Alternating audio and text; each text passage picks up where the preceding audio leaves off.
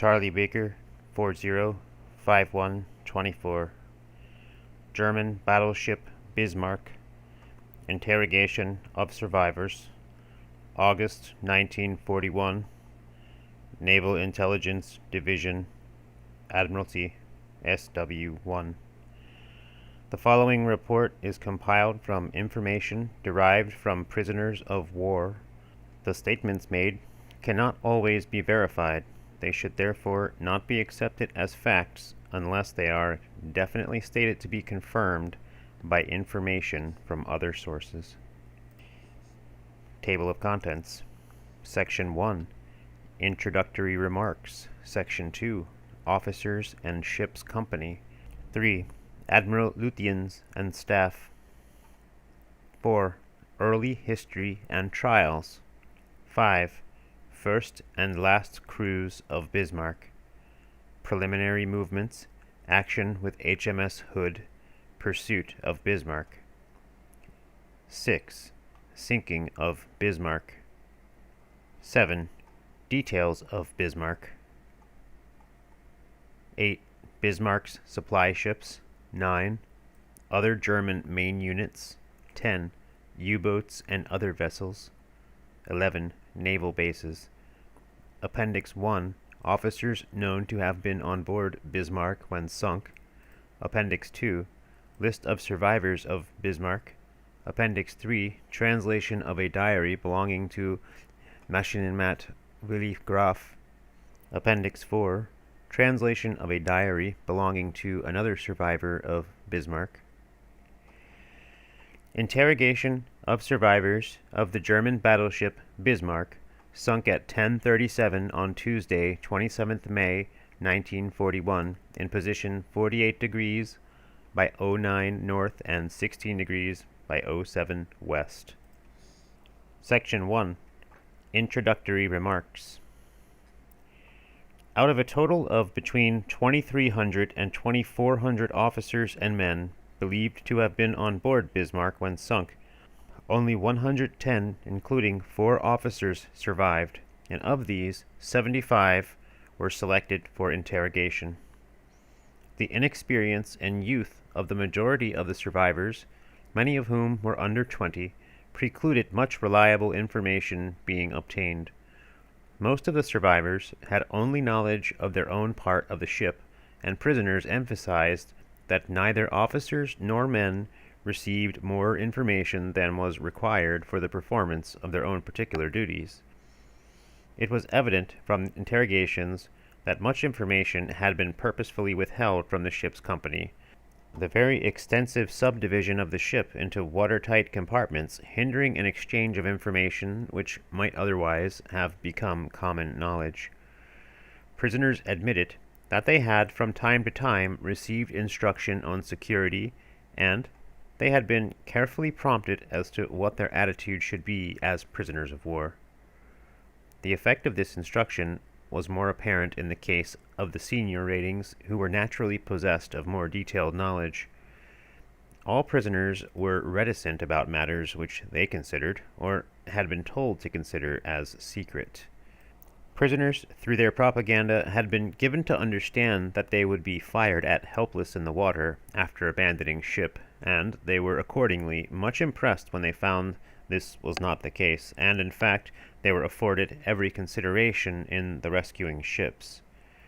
Considering their exceptionally severe experience, it is remarkable how well the survivors withstood their ordeal. In the ensuing narrative leading up to the destruction of Bismarck, incidents in the enemy ship have, as far as possible, been associated with those occurring at the time in British units engaged, as recorded in official reports. Section 2. Officers and Ship's Company.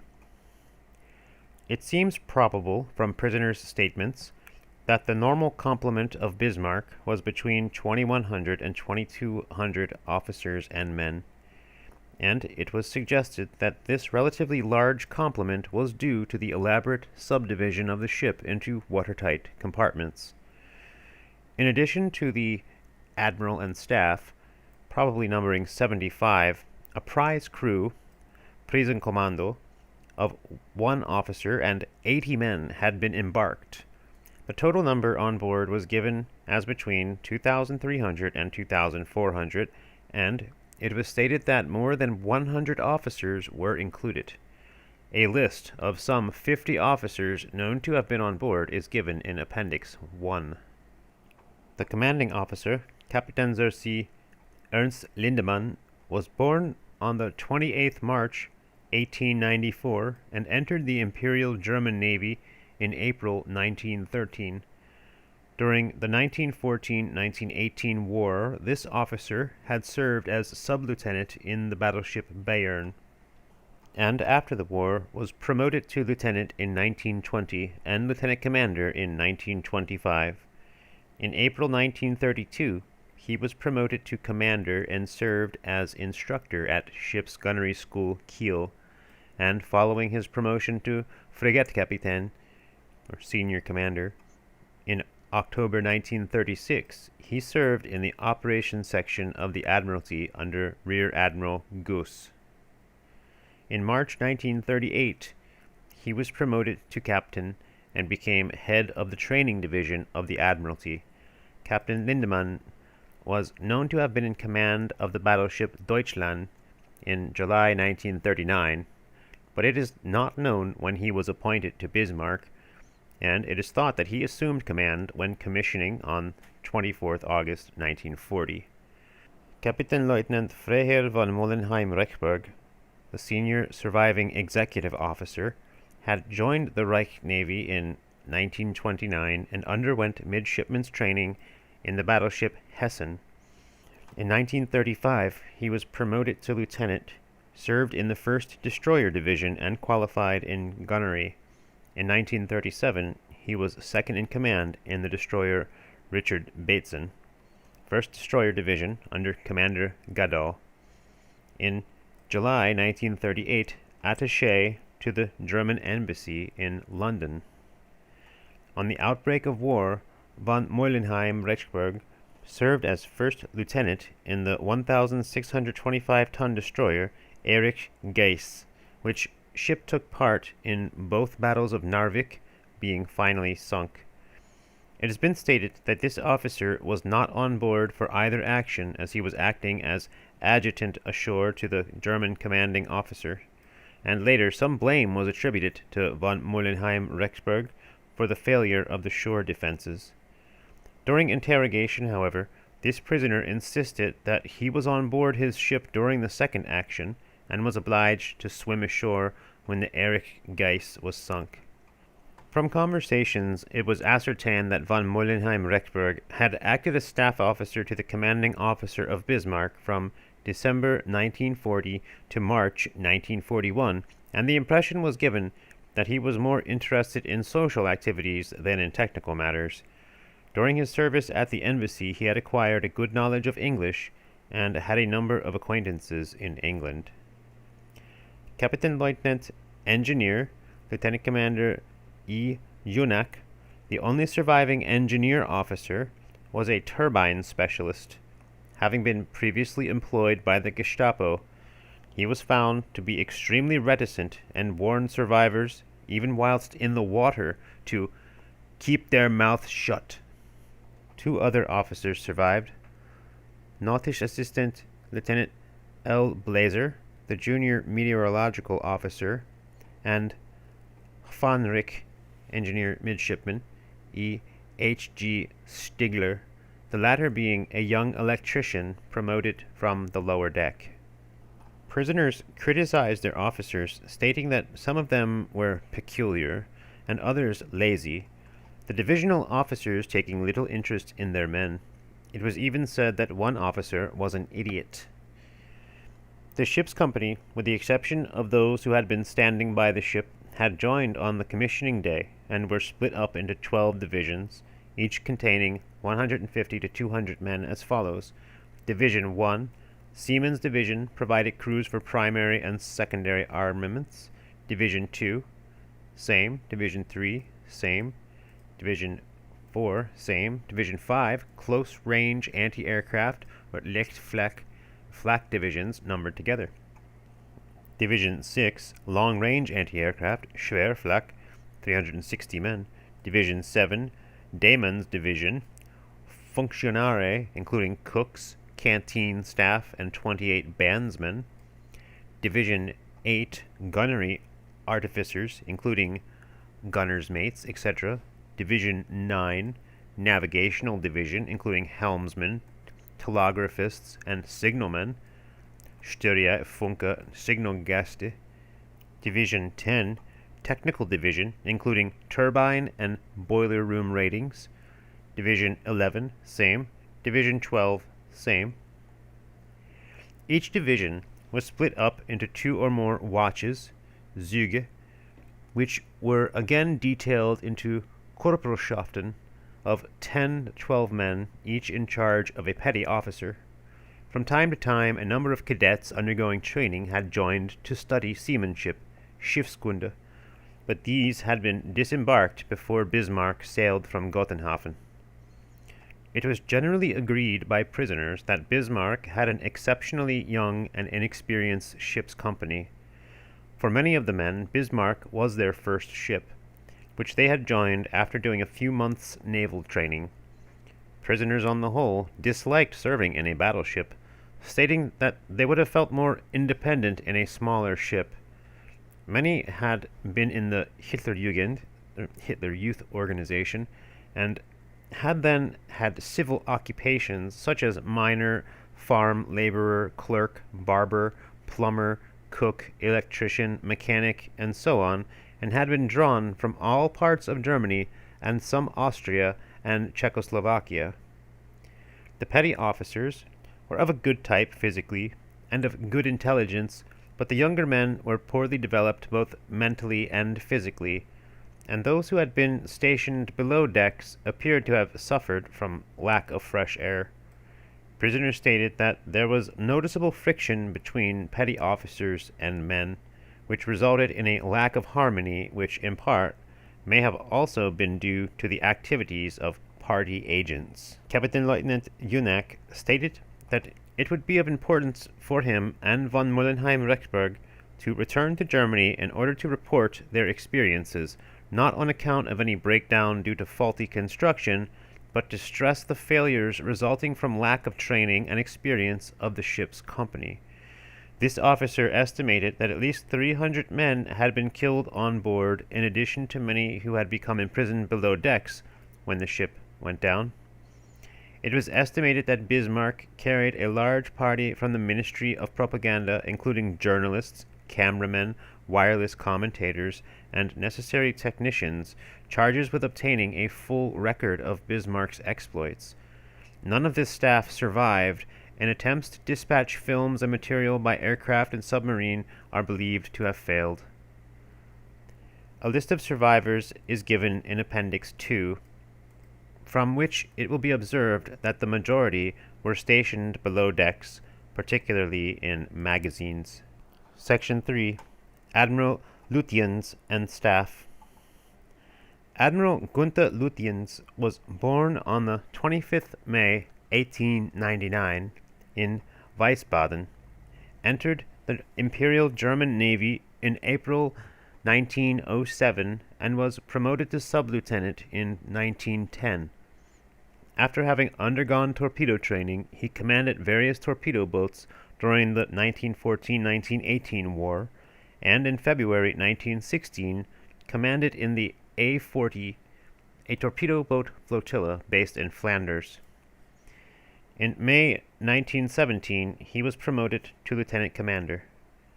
After the 1914-1918 war, LÜTJENS was retained in the Reichsnavy and filled various appointments ashore, being promoted to commander in 1926 and to captain in July 1933. In 1934, he commanded the cruiser Karlsruhe on an 8-month training cruise overseas, and later was in turn Chief of Staff, North Sea Naval Station, head of the Naval Personnel Division in Berlin, and Chief of the German Torpedo Arm.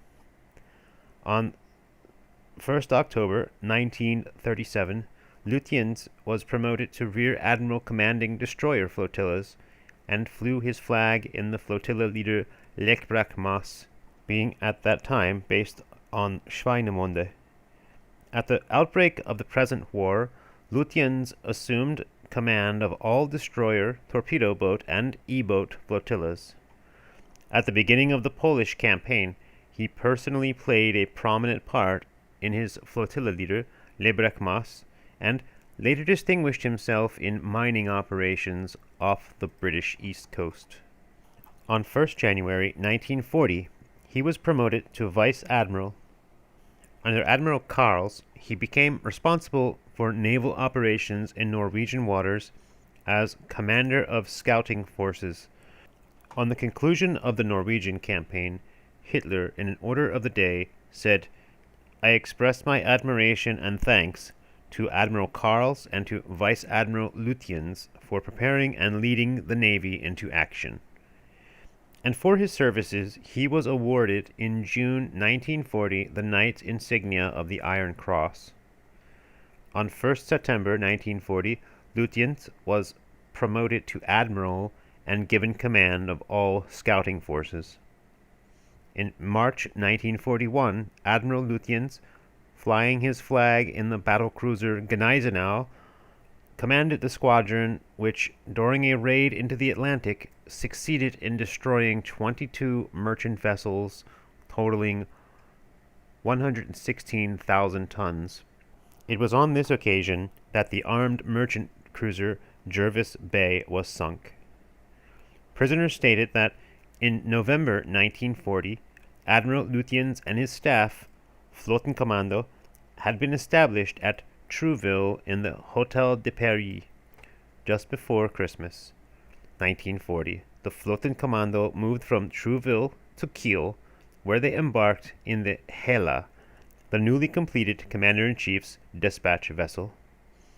It was mentioned that Trouville and also at Kiel, Frigate Captain Kaiser was Chief of Staff, but there is no information as to whether Captain Kaiser later embarked in Bismarck with the Admiral, nor is there any information regarding the staff officers. It is, however, known that Marine Oberkriegsgerichtsrat Deputy Judge Advocate Lang was on the Admiral's staff on board Bismarck. One prisoner, who belonged to the Unterstab, or staff personnel, stated that there were 45 men in his unit, so that it seems probable that the entire Admiral's staff, officers and men, numbered 75, which figure was confirmed by other prisoners. Early in May, the Admiral and his staff took passage from Kiel to Gotenhafen in the dispatch vessel Hela and took part in Hitler's inspection of Bismarck, now ready for sea. It is believed that the Admiral and staff remained in the Hela until a few hours before Bismarck finally sailed at 0200 19th May. Although LÜTJENS had achieved considerable success in the Polish and Norwegian campaigns, and later in commerce raiding, his reputation on the lower deck was by no means envious. His command in Gneisenau was marked by a chain of misfortunes, and the superstitious had come to regard him as a Jonah. This reputation had followed him to Bismarck, producing in consequence a depressing atmosphere. Furthermore, the Admiral was possessed of an overriding temperament, which later exemplified itself in open arguments with the captain, tending to undermine morale. The events leading up to the destruction of Bismarck and the lack of support by U-boats, aircraft, and other units suggest a weakness in the cooperation between the Admiral and shore commands, which may be partially attributed to faulty staff work. Prisoners who spoke disparagingly of Admiral LÜTJENS also criticized Gross Admiral, Admiral of the Fleet, Heinrich Raeder. It was stated that Raeder was not popular in the Navy and stood in the way of worthy officers' promotion. It was added that he was a turncoat prepared to serve under any political leadership. Section 4. Early History and Trials. Bismarck was laid down on the 1st July 1936 at the Blom and Voss Yards, Hamburg. She was launched on 14th February 1939 in the presence of Hitler and a large concourse of high German naval, army, and air force officers and leading personalities of the Reich. She was named by Frau Dorothy von Lohenfeld, granddaughter of the Iron Chancellor. On his way to Hamburg on the previous day, Hitler had stopped his special train at the Bismarck estate at Friedrichsruh to place a wreath on the grave of the man who founded the Empire of the Hohenzollerns in 1871. Here he lunched with Prince Otto von Bismarck, a grandson of the statesman who was formerly Chancellor of the German Embassy in London. When the yacht carrying Hitler steamed down the Elbe toward the launching slip at noon the next day, salutes were fired by the pocket battleship Admiral Scheer, the cruiser Nürnberg, and 3 destroyers. Delivering a short address, Hitler said that his rearmament program would enable the nation's leaders to put forward their justified interests with success. Referring to the Anglo-German naval treaty, he added that Bismarck was the first giant of a new squadron to be built under the limitations of the treaty. When Frau von Lohenfeld broke a bottle of German sparkling wine on the bows of the ship, Bismarck did not move, and there was an anxious pause for 3 or 4 minutes before the ship slowly slid away from the launching platform. It was a current joke in Hamburg at the time that Field Marshal Göring was forced to push her before she could move. There had previously been no ship named Bismarck in the German Navy. Another notable ship of this name, a liner, was launched by the Kaiser in 1914 and was handed over by Germany to Great Britain at the order of the Reparations Commission. As the Majestic, she was 15 years on transatlantic service and then became H.M.S. Caledonia, training ship for boys. The Battleship Bismarck, the largest warship ever built in Germany, completed during August 1940. A nucleus of 65 officers and ratings stood by the ship from April 1940, and a further 60 men, mostly gunnery ratings, were drafted to the ship in June 1940. During this period, the ratings were accommodated in either the Oceana or the Attica. During February, the turrets were being shipped, and also engine and boilers. At this time, great care was taken to prevent espionage. It was mentioned that during an official visit of friendly naval attachés, the Japanese representative was detected taking photographs with a miniature camera. There were also stories current of several impostors being arrested, one of whom was stated to have worn German Air Force uniform and decorations to which he was not entitled. Bismarck was commissioned according to prisoners on 24th August 1940, and she sailed from Hamburg in the middle of September, arriving in Kiel after negotiating the Kaiser Wilhelm Canal. She remained 14 days in Kiel before proceeding to Gotenhafen. Using Gotenhafen as her base, Bismarck now began her first period of trials. Both steam and gunnery trials were carried out, the latter during daytime and at dawn and dusk, but not at night. It was mentioned that firing was practiced both with and against the sun. The first trials being completed, Bismarck was returned during the first week in December to Hamburg, where her engines and machinery were overhauled. Bismarck sailed again on or about 9th March 1941 for Kiel, where she remained approximately 10-12 days in the floating dock at the Marienwerft. This dock was stated to be 300 meters, 984 feet long, and 42 meters, 138 feet wide. While docked, the ship's bottom was cleaned and painted, and propellers and underwater fittings overhauled. Bismarck now proceeded again to Gotenhafen, where she was joined by the 10,000-ton Hippa-class cruiser Prince Eugen, who accompanied her on her second period of trials. Prince Eugen had been completed during 1940, but had experienced some difficulties with her turbines. It may be noted that this cruiser was named after the French-born Prince Eugene, brother-in-arms of the great Duke of Marlborough.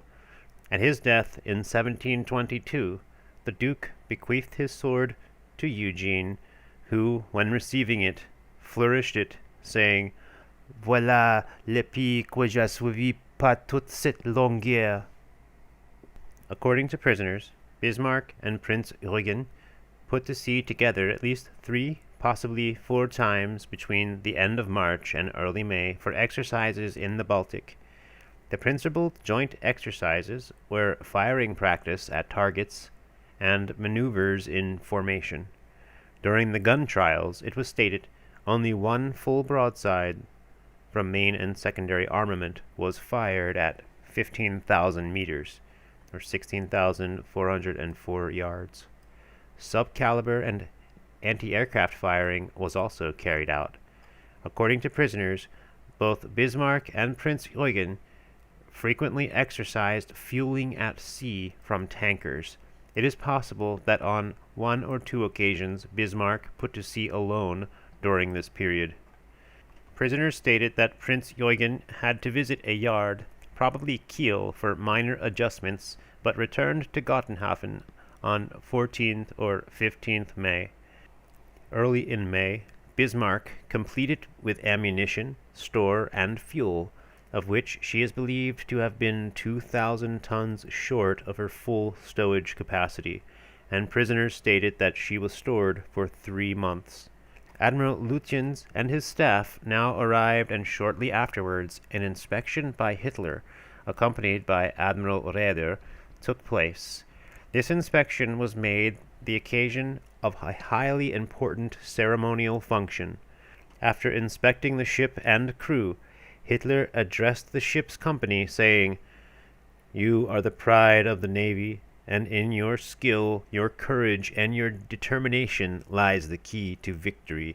I know that you will do what I and every German expect you to do, and therefore final victory is with you." Replying, Admiral Raeder stated, "We shall defeat the Englishmen wherever we find them." A meal of pea soup and sausage was now served in the ward room, during which Hitler became expansive and stated that he did not think America would enter the war. Admiral Raeder capped this remark by saying that America would first enter when the war was over. Officer prisoners who were present state that Hitler looked extremely grave and attributed this to the Rudolf Hess incident, which had just occurred. From prisoners' statements, it appeared evident that Bismarck should have sailed almost at once following Hitler's inspection. This was not the case. The ship actually proceeded to sea on several occasions and returned again to her anchorage in the roads. No doubt delay in sailing was partially due to Prince Eugen having to effect minor repairs, and seems likely that, however, for security reasons, various false starts were made, and it is possible that the Russian situation had some influence on Bismarck's departure date. Admiral LÜTJENS and his staff finally embarked on the afternoon of 18th May. There was short shore leave for all men not on watch on this day, and no one, except possibly a small number of senior officers, appears to have known that the ship was to sail on the morrow. Section 5. First and Last Cruise of Bismarck. 1. Preliminary Movements. On Monday, 19th May, 1941, at 0200, Bismarck weighed and proceeded on a westerly course at 27 knots. The night of 18th-19th May appears to have been filled by the ship's company with speculation as to the course, purpose, and destination of the cruise.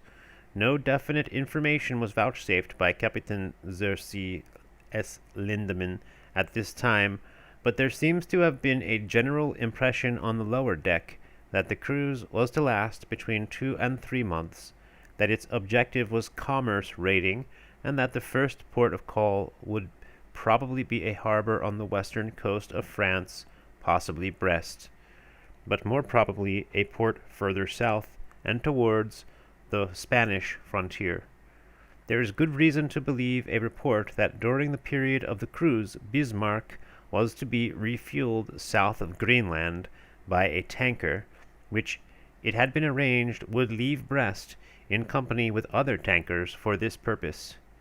This arrangement did not materialize, as Bismarck was prevented by early contact with British forces from making her rendezvous. As additional protective clothing, duffel coats lined with sheep's wool were distributed on board, but there was no issue of tropical gear, suggesting that it was not intended that Bismarck should operate in the South Atlantic. Prisoners state that no soldiers were on board Bismarck, and it is therefore unlikely that an attempted landing on Iceland or in Greenland was planned. Some cadets under training from Battleship Tirpitz, who had participated in the Baltic trials of Bismarck, had been disembarked and had returned to their own ship before Bismarck sailed. Of the probable 2,400 men on board, as estimated by prisoners, 80 were included as prize crews. From what appear to be reliable diaries kept by survivors, see enclosures, Bismarck, proceeding on her westerly course from Gotenhafen, passed to the northwest of the Danish island of Bornholm, and at 0930, 19th May, she was here sighted by the Swedish cruiser Gotland, who ran for 2 hours on a parallel course. It was strongly suspected by a surviving officer that Bismarck's presence was at this stage reported by British agents in Sweden. At 11:30, Bismarck entered Kiel Bay, having previously reduced speed to 10 knots. At noon, Admiral LÜTJENS summoned the ship's company and delivered the following address. "The day that we have longed for so eagerly has at last arrived, the moment when we can lead our proud ship towards the enemy. Our objective is commerce raiding, Handelskrieg, in the Atlantic, imperiling England's existence. Let us hope we are mightily successful. I know it is, has been, and will remain the crew's sincerest wish to participate successfully in Germany's final victory. I give you the hunter's toast. Good hunting and a good bag." This speech was relayed by loudspeakers throughout the ship to enable those forced to remain on watch to participate. At Kiel, the following ships had now assembled: Bismarck, Prince Eugen, destroyers Friedrich Eckelt and Hans Lodi, and 2 mine bumpers. The squadron, having formed, sailed by Kiel Bay the same evening, and at 2100 the light ship Fehmarnbelt was abeam. From this point, course was steered to the Great Belt. The Great Belt was negotiated during the night of 19th-20th May, and by morning the Kattegat had been reached. Here the 2 mine bumpers parted company, and the squadron was joined by a destroyer from the Narvik flotilla. Course was continued at 17 knots through the Kattegat to Skagen, where 3 minesweepers preceded the squadron. During this day, air protection was afforded by relays of between 4 and 6 Messerschmitt 109s. At 13:45, 3 drifting mines were sunk by gunfire by the minesweepers, and the order, "Close watertight doors," was given on board Bismarck. After this incident, the minesweepers parted company, the 3 destroyers forming a screen for the 2 heavier ships. War watches were set at 2030 and at 2050. The squadron passed Christiansland, and 3 destroyers preceding, followed by Bismarck and Prince Eugen in line ahead. According to the diaries mentioned above, the last minefield was passed at 22:42, and here, when apparently off Bergen, the first British reconnaissance aircraft are alleged to have been sighted. There was little rest on board Bismarck this night, for at 02:30 an air raid alarm was sounded, and the ship's company went to action stations, the captain expecting an air attack at dawn. Watertight doors were closed. It is alleged in one diary that German fighter aircraft, while attempting to protect the ship from attack from the air, opened fire in the early morning hours of the morning on British machines above the Bismarck. This alarm lasted until 08:30. At about 11:15 on this morning, 21st May, Bismarck entered a fjord to the south of Bergen and anchored at a distance of 600-700 yards from the shore. There were high rocky cliffs on either side of the fjord. As a precaution against submarines, as one prisoner stated, German freighters were ordered to lie on either side of the battleship. At noon, there was again an air raid alarm which lasted from 13:30 to 13:45. The weather during this afternoon was warm and sunny, and after the alarm, the crew was able to lie about on the forecastle in sports gear. At 18:30 this evening, the squadron again prepared for sea and sailed at 19:45. 1 hour later, while off the entrance of the Sogne Fjord, the pilot was dropped and the squadron proceeded at 24 knots.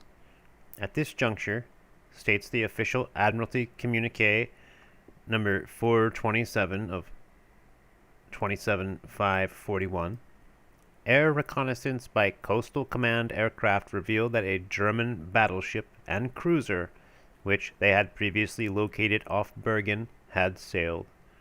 Certain dispositions were therefore ordered, and as a result, H.M.S. Norfolk, Captain A.J.L. Phillips, R.N., wearing the flag of Rear Admiral W.F. Wake Walker, C.B., O.B.E., and H.M.S. Suffolk, Captain R.M. Ellis, R.N., were ordered to take up position in the Denmark Strait. Meanwhile, the German squadron, fully aware it had been perceived, was proceeding on a northerly course. At 0300 on the morning of May 22nd, the three destroyers parted company, and Bismarck and Prince Eugen sailed on alone. At 0700, Trondheim was passed, and at 0800, two ships, according to one diary, passed the latitude of 64 degrees north, and were proceeding through the passage between Norway and the Shetland Islands. It was stated that there was some discussion amongst the staff as to whether the course should be set to pass between the Faroes and Iceland or through the Denmark Strait. It was decided that the Denmark Strait afforded the best chance of eluding the enemy, although it was appreciated that the seasonal progress of ice to the south had narrowed the passage to an approximate width of 60 miles. At 11:30, a drifting mine identified as British was sighted. At 1200, the course, which had so far been 0 degrees, was altered to 324 degrees. Half an hour later, a submarine alarm was sounded, a periscope having been sighted. The ships, however, passed on unchallenged. At 2100, the position of the ship, as given by a diary, was 68 degrees north and 2 degrees west. Speed throughout the day had been 24 knots. Course was again altered at 0100, 23rd May to 226, which was calculated to bring the two ships into position to pass through the Denmark Strait.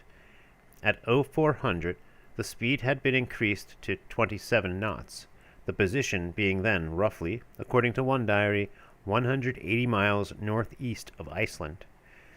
At 10:30, when the position of the two ships was stated to have been 68 degrees north and 15 degrees by 30 west, they commenced the passage of the Denmark Strait. At 12:40, ship's time, the clock having been put back 1 hour, course had again been altered to 250 degrees, the speed being 24 knots. At 17:05, the first alarm was sounded and repeated at 18:22. Of the ensuing contact, The official Admiralty communique, number 427, 27541, states that on the evening of 23rd May, Admiral Wake Walker reported sighting a main force of one battleship and one cruiser proceeding at high speed to the southwestward. Visibility in the Denmark Strait was at this time bad and extremely variable. The range of the enemy was only 6 miles when sighted, storms of snow, sleet, and patches of mist at times reducing visibility to 1 mile. Despite the difficulties of visibility, Norfolk and Suffolk shadowed the enemy successfully throughout the night. Meanwhile, other British units were taking up dispositions at high speed with a view to intercepting the enemy and bringing him to action with our heavy forces. The German account of these preliminary contacts, according to the diaries and prisoner statements, is that at 1900 Bismarck cleared ship for action, a cruiser of the London class having been sighted. This cruiser was proceeding on a parallel course at an estimated 24 knots. Bismarck proceeded to overhaul the cruiser, and at 1928 the gunnery officer received permission to open fire. 3 salvos were fired from her primary armament. The cruiser then disappeared out of sight, but later 4 cruisers, some of which prisoners suggested may have been icebergs, were reported in the vicinity, and it was observed that 2 cruisers had opened fire on each other. Later the cruisers fell astern and a periscope was sighted. The submarine and the cruisers then disappeared from view. The cessation of this phase of the action at 22:15 was apparently received with relief and some elation in Bismarck. The general feeling was that a trap had been set and had been evaded. The remark of one prisoner in his diary was, "The British must have noticed what we wanted to do. They had laid a trap for us into which we would have fallen had not our ship had such high speed. It would have fared ill with us."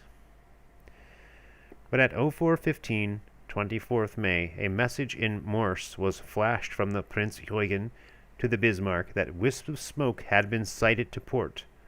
The alarm was sounded immediately and action stations ordered. Thus opened the action with H.M.S. Hood. 2. Action with H.M.S. Hood. H.M.S. Hood, Captain R. Kerr, CBE, RN, wearing the flag of Vice Admiral L.E. Holland, C.B., with H.M.S. Prince of Wales, Captain J.C. Leach, M.V.O., RN, and a screen of destroyers had been proceeding to intercept Bismarck ever since she was first sighted by Norfolk at 23rd May. Contact was made at 05:35, 24 May, in the Denmark Strait. The Hood and Prince of Wales closed to engage. Action was joined at 05:53 at a range of 25,000 yards. Hood, according to Bismarck prisoners, fired first, the salvo being over. A second salvo from Hood fell short, but the third hit, and 3 shells in all struck Bismarck.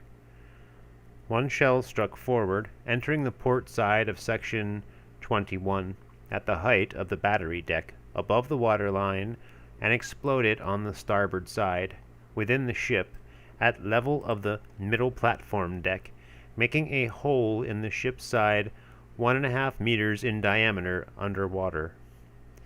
The explosion damaged bulkheads between sections 20 and 21 and section 21 and 22. Accordingly, the 3 forward sections were flooded to a depth of 1 meter above the battery deck, the fore part of the ship sinking 2 or 3 meters. Oberleutnant Engineer Karl Ludwig Richter, second officer attached to the Damage Control Center, went forward to inspect the damage and took charge of repairs. The salvage pump room in Section 17 was flooded, and so this pump could not be used. The salvage pumps in Section 17 were not very effective and only succeeded in pumping a little water from the 3 forward sections after the shell entry hole had been plugged, and the exit hole had had a plate welded onto it from inside underwater by a diver. All available portable salvage pumps were now carried forward and employed. A prisoner estimated that about 3,000 tons of water entered the ship when the above-mentioned 3 forward sections were flooded. There are some grounds for believing that some of the after compartments were flooded to restore trim, and also that some tons of fuel were pumped from sections 16 to 19 to bunkers further aft, and was also stated that the port bower anchor cable was slipped. Trim was now partially restored, but Bismarck's speed was reduced to 28 knots.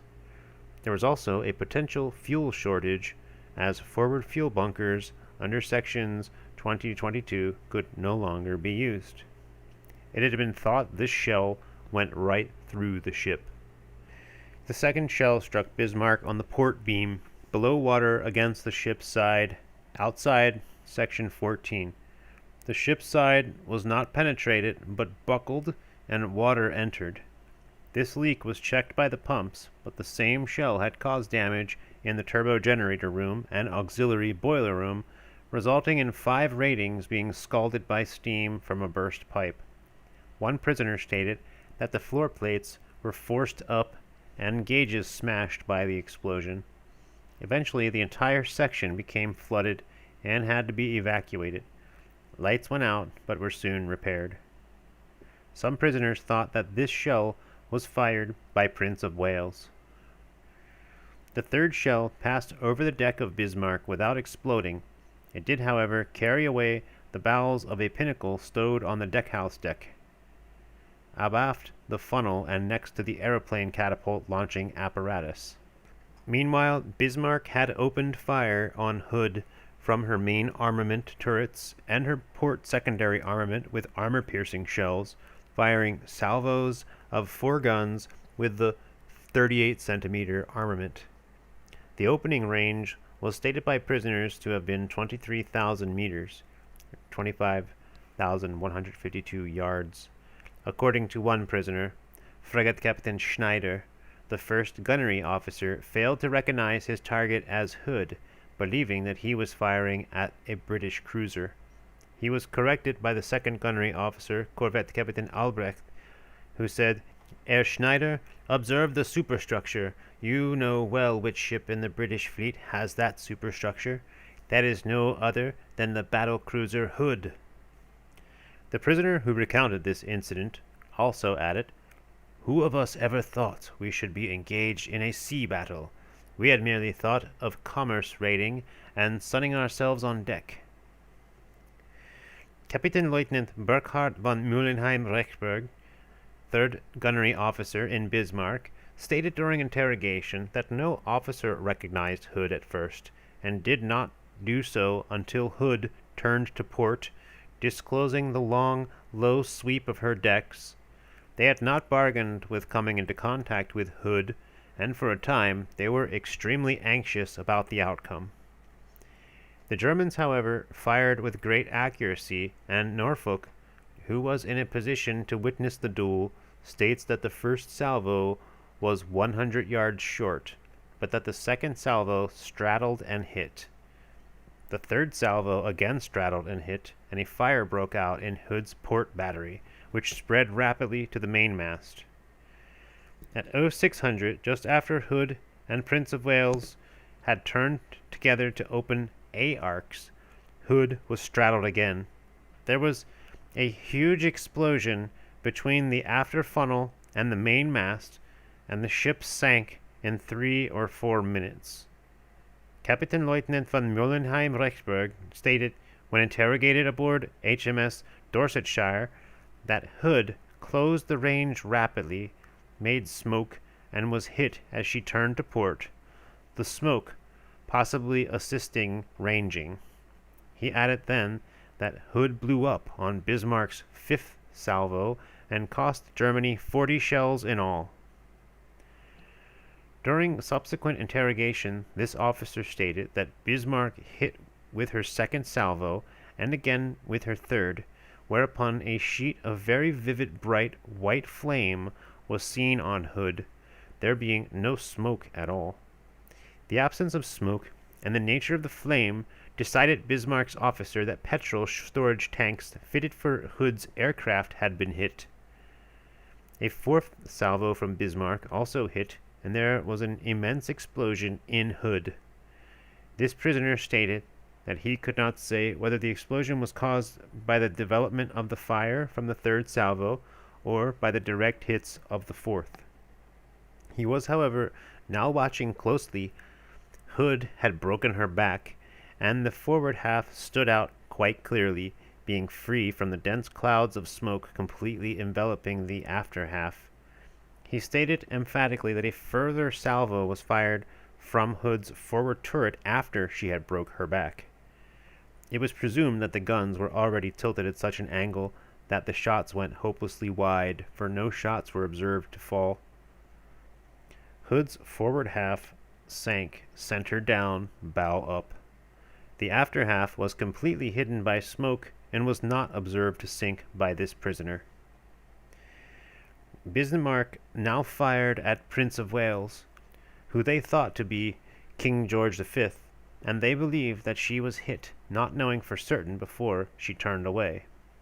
Kapitänleutnant von Müllenheim-Rechberg also stated that Bismarck's shells all struck Hood amidships.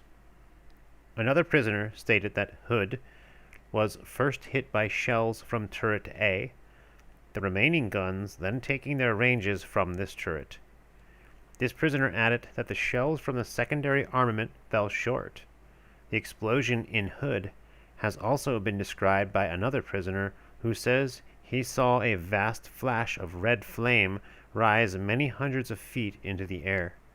He saw the ship break her back and the forward portion sink bow up and center down, followed by the after portion stern up and center down.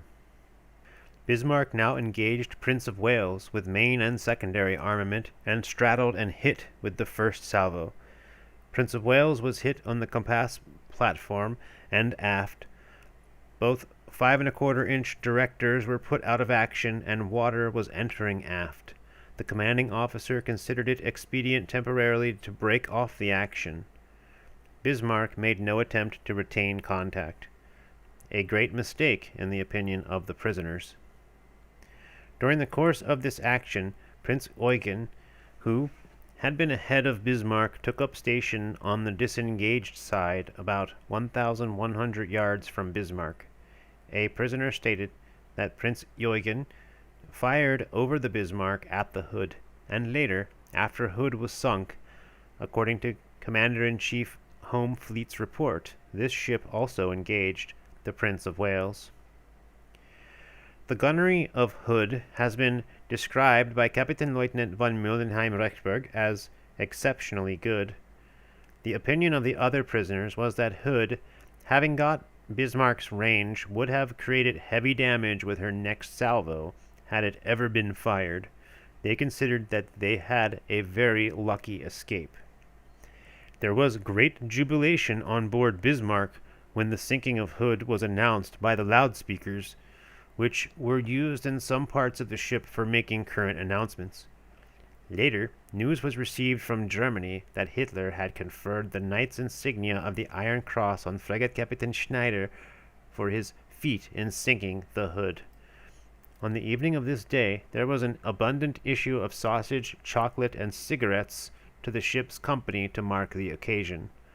One prisoner stated that his party of 10 men received 800 cigarettes. In the wardroom, the sinking of the Hood was described as a special present for Admiral LÜTJENS, whose birthday fell on the following day, May 25th. 3. Pursuit of Bismarck. The chase now continued on a southwesterly course, Prince of Wales joining Norfolk and Suffolk in shadowing the enemy. It was apparent that Bismarck's speed had been slightly reduced, and a Sunderland aircraft of the Coastal Command reported she was leaving a wake of oil. At this time, there appears to have been an argument between Admiral LÜTJENS and Captain Xerxes S. Lindemann, according to one prisoner, advised that Bismarck should be put back to Bergen, adding that Bismarck was too fine a ship to be risked in further unequal engagements. He was, however, overruled by Admiral LÜTJENS. Prince Eugen was ordered to part company and to refuel, and at 1320, 24th May, Bismarck altered course to south and reduced speed to about 24 knots. It had apparently been decided that the shadowers could not be shaken off by daylight. The reduction of speed was probably dictated by the need for economy of fuel and to afford an opportunity of breaking contact by an increase of speed after dark. At 1509, CS2 with Victorious and the 4 cruisers were detached with instructions to steer the best course to get within 100 miles of the enemy and deliver a torpedo bombing attack at about 2200 with the object of again reducing the enemy's speed. King George V and Repulse were closing from the eastward, expecting to make contact at about 0830 on the following morning. Rodney, with 3 destroyers, was approaching from the southeast and would join about 10 o'clock. Ramillies, approaching from the south, steering to get to the westward of the enemy, and would make contact at about 1100. Throughout the afternoon of the 24th May, Bismarck continued on her southerly course. She was zigzagging for no apparent reason, her speed being 22-24 knots. Suffolk was shadowing from astern, and Prince of Wales and Norfolk from the port quarter. At 1847, Prince of Wales again engaged Bismarck at long range for a short time, although Norfolk claims that Bismarck was straddled during this fresh action. No evidence has been obtained from prisoners that she was hit, and this seems unlikely. Reconnaissance planes were sighted by Bismarck at 2200, and at 0015, 25th May, Victorious had approached within sufficient range to enable a torpedo attack to be made by 7 Swordfish aircraft carrying torpedoes and supported by 5 Fulmer monoplanes. 1 hit was scored on the starboard beam against the armor plating protecting section 14. The armor was not penetrated. A huge column of water, described as high as a masthead, was flung up when the torpedo exploded. 1 man was killed during this attack, a petty officer who was flung against a bulkhead and sustained a fractured skull. This was the first death in Bismarck. One prisoner states that 3 of Bismarck's airmen, who were presumably watching the action, were also injured, all suffering broken legs. Prisoners state that a tremendous flak barrage was put up. Guns were fired until red hot and the paint blistered. In one case, it is alleged, a fire hose was turned on a gun to cool it. The breech mechanism of some of the lighter guns became jammed, and others required the fitting of spare parts. According to one man, up to 50,000 rounds of light and heavy flak ammunition were expended. 1 heavy or medium anti-aircraft gun alone is alleged to have fired 300 rounds. All guns were used to repel this attack, including, prisoners state, the heavy armament. It was stated that number 1 15-centimeter starboard turret shot down 1 aircraft, which approached 15 feet above the water level, at a range of 150 yards. This turret fired without orders as the aircraft came on the sights. Prisoners expressed astonishment at the courage displayed by the British pilots. It was stated that 1 aircraft, after being hit, endeavored to get into position to release its torpedo before plunging to its destruction in the sea. Ridiculously extravagant claims of the number of aircraft destroyed were broadcast about the ship, again with the object of supporting morale, these tales being later capped by the broadcast of what was alleged to be an intercepted signal that 47 of the aircraft in the action had failed to find Victorious, on their return and had been lost in the sea. In point of fact, only 2 Swordfish aircraft and 2 Fulmars were lost, the crews of the Fulmars being saved. The number of prisoners appear to agree that 1 aircraft was forced down into the sea by the current of a wind created by one of Bismarck's 38-centimeter shells. This success was claimed by Turret A. The Bismarck's speed during this attack has been given as 28 knots, but after the attack was reduced to 22 knots. At 01:36, 25th May, Prince of Wales re-engaged for a short period. A few flashes were observed from Bismarck in this attack, but only 1 shell was seen to fall. Bismarck now made a determined effort to shake off her pursuers. Shortly after 0300, Suffolk, who had been shadowing with great skill, lost touch. It has since become apparent that the enemy first broke away to the westward and then worked around the stern of the shadowers to set a course back across the Atlantic for France. Strong concentrations were now disposed with the object of meeting and defeating any possible courses of action Bismarck might choose. It was considered probable that the enemy would adopt one of 2 courses.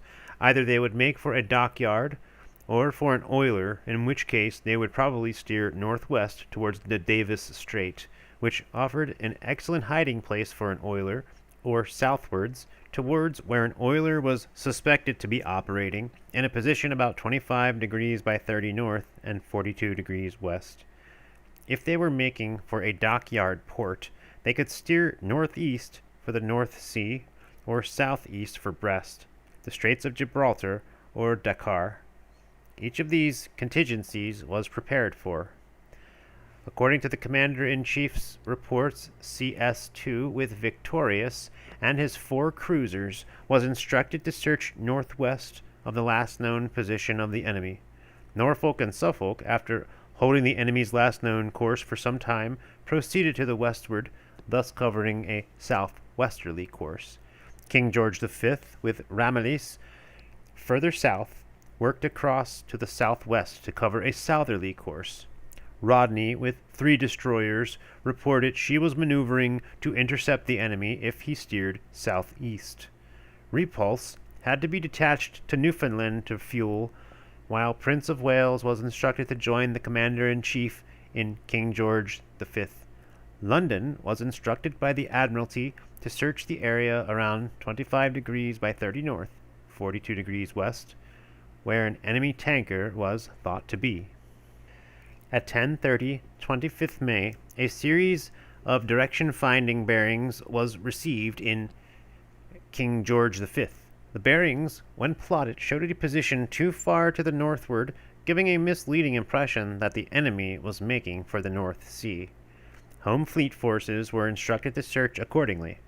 The course of King George V was altered to 055 degrees by 27 knots to make for Iceland Faroes Gap.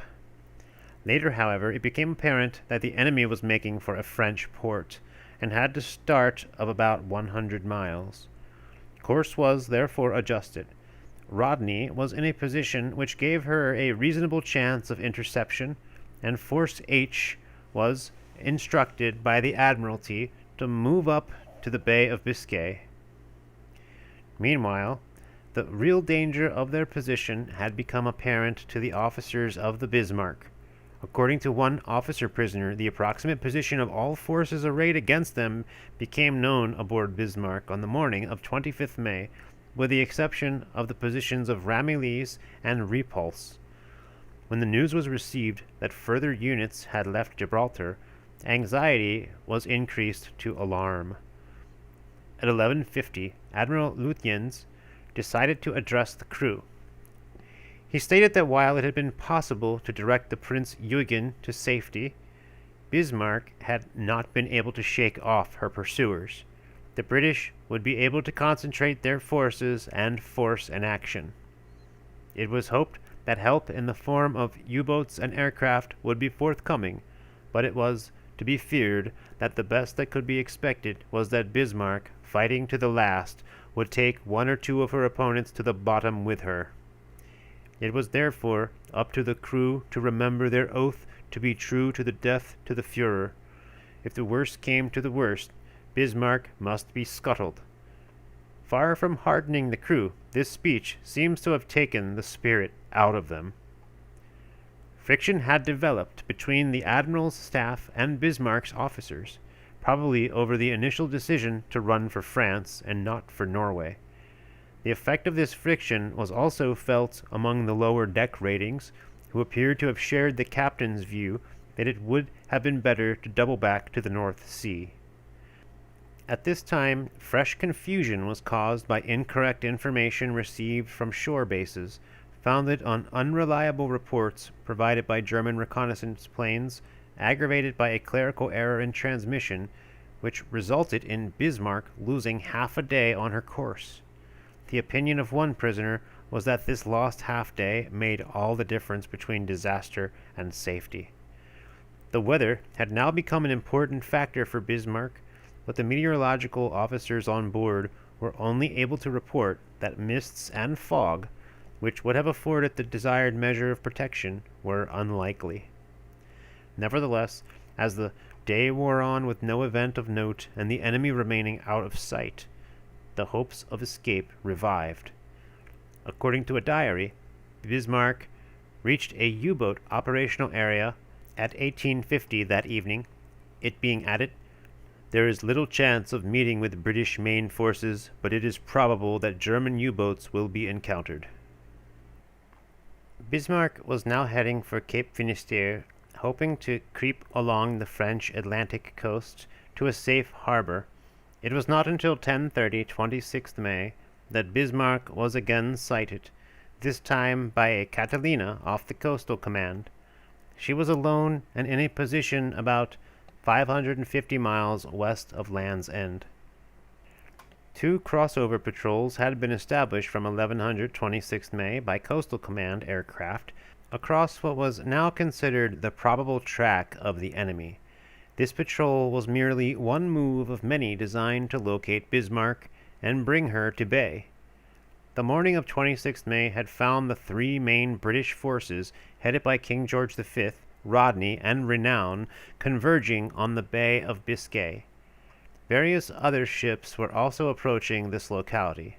Edinburgh, CS-18, who had been searching to the westward of the position where she had lost contact, was approaching from the northwest. Cossack, Captain D, 4th Destroyer Flotilla with Sikh, Zulu, Maori, and the Polish Piron had been detached from convoy WS-8B and were proceeding to join and screen King George V and Rodney, with Jupiter joining from Londonderry and Dorsetshire on receipt of the first enemy report on the morning of 26 May, left convoy SL-74, of which she was escort, and came up from the southwest to join in. Meanwhile, those forces which could not reach the most probable track of the enemy were moving to cover alternate possible movements, particularly towards the Iceland-Faroes Passage and the Denmark Strait. Prince of Wales was proceeding to Hvalfjord, Iceland, to refuel, and Nelson had been brought from Freetown to Gibraltar to reinforce.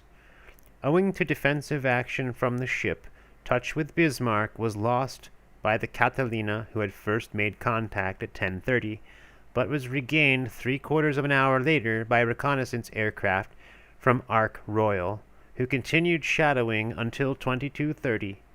Bismarck was proceeding on a southwesterly course, it being deduced by the Commander-in-Chief of British forces that she would turn east when she had reached the latitude of her destination.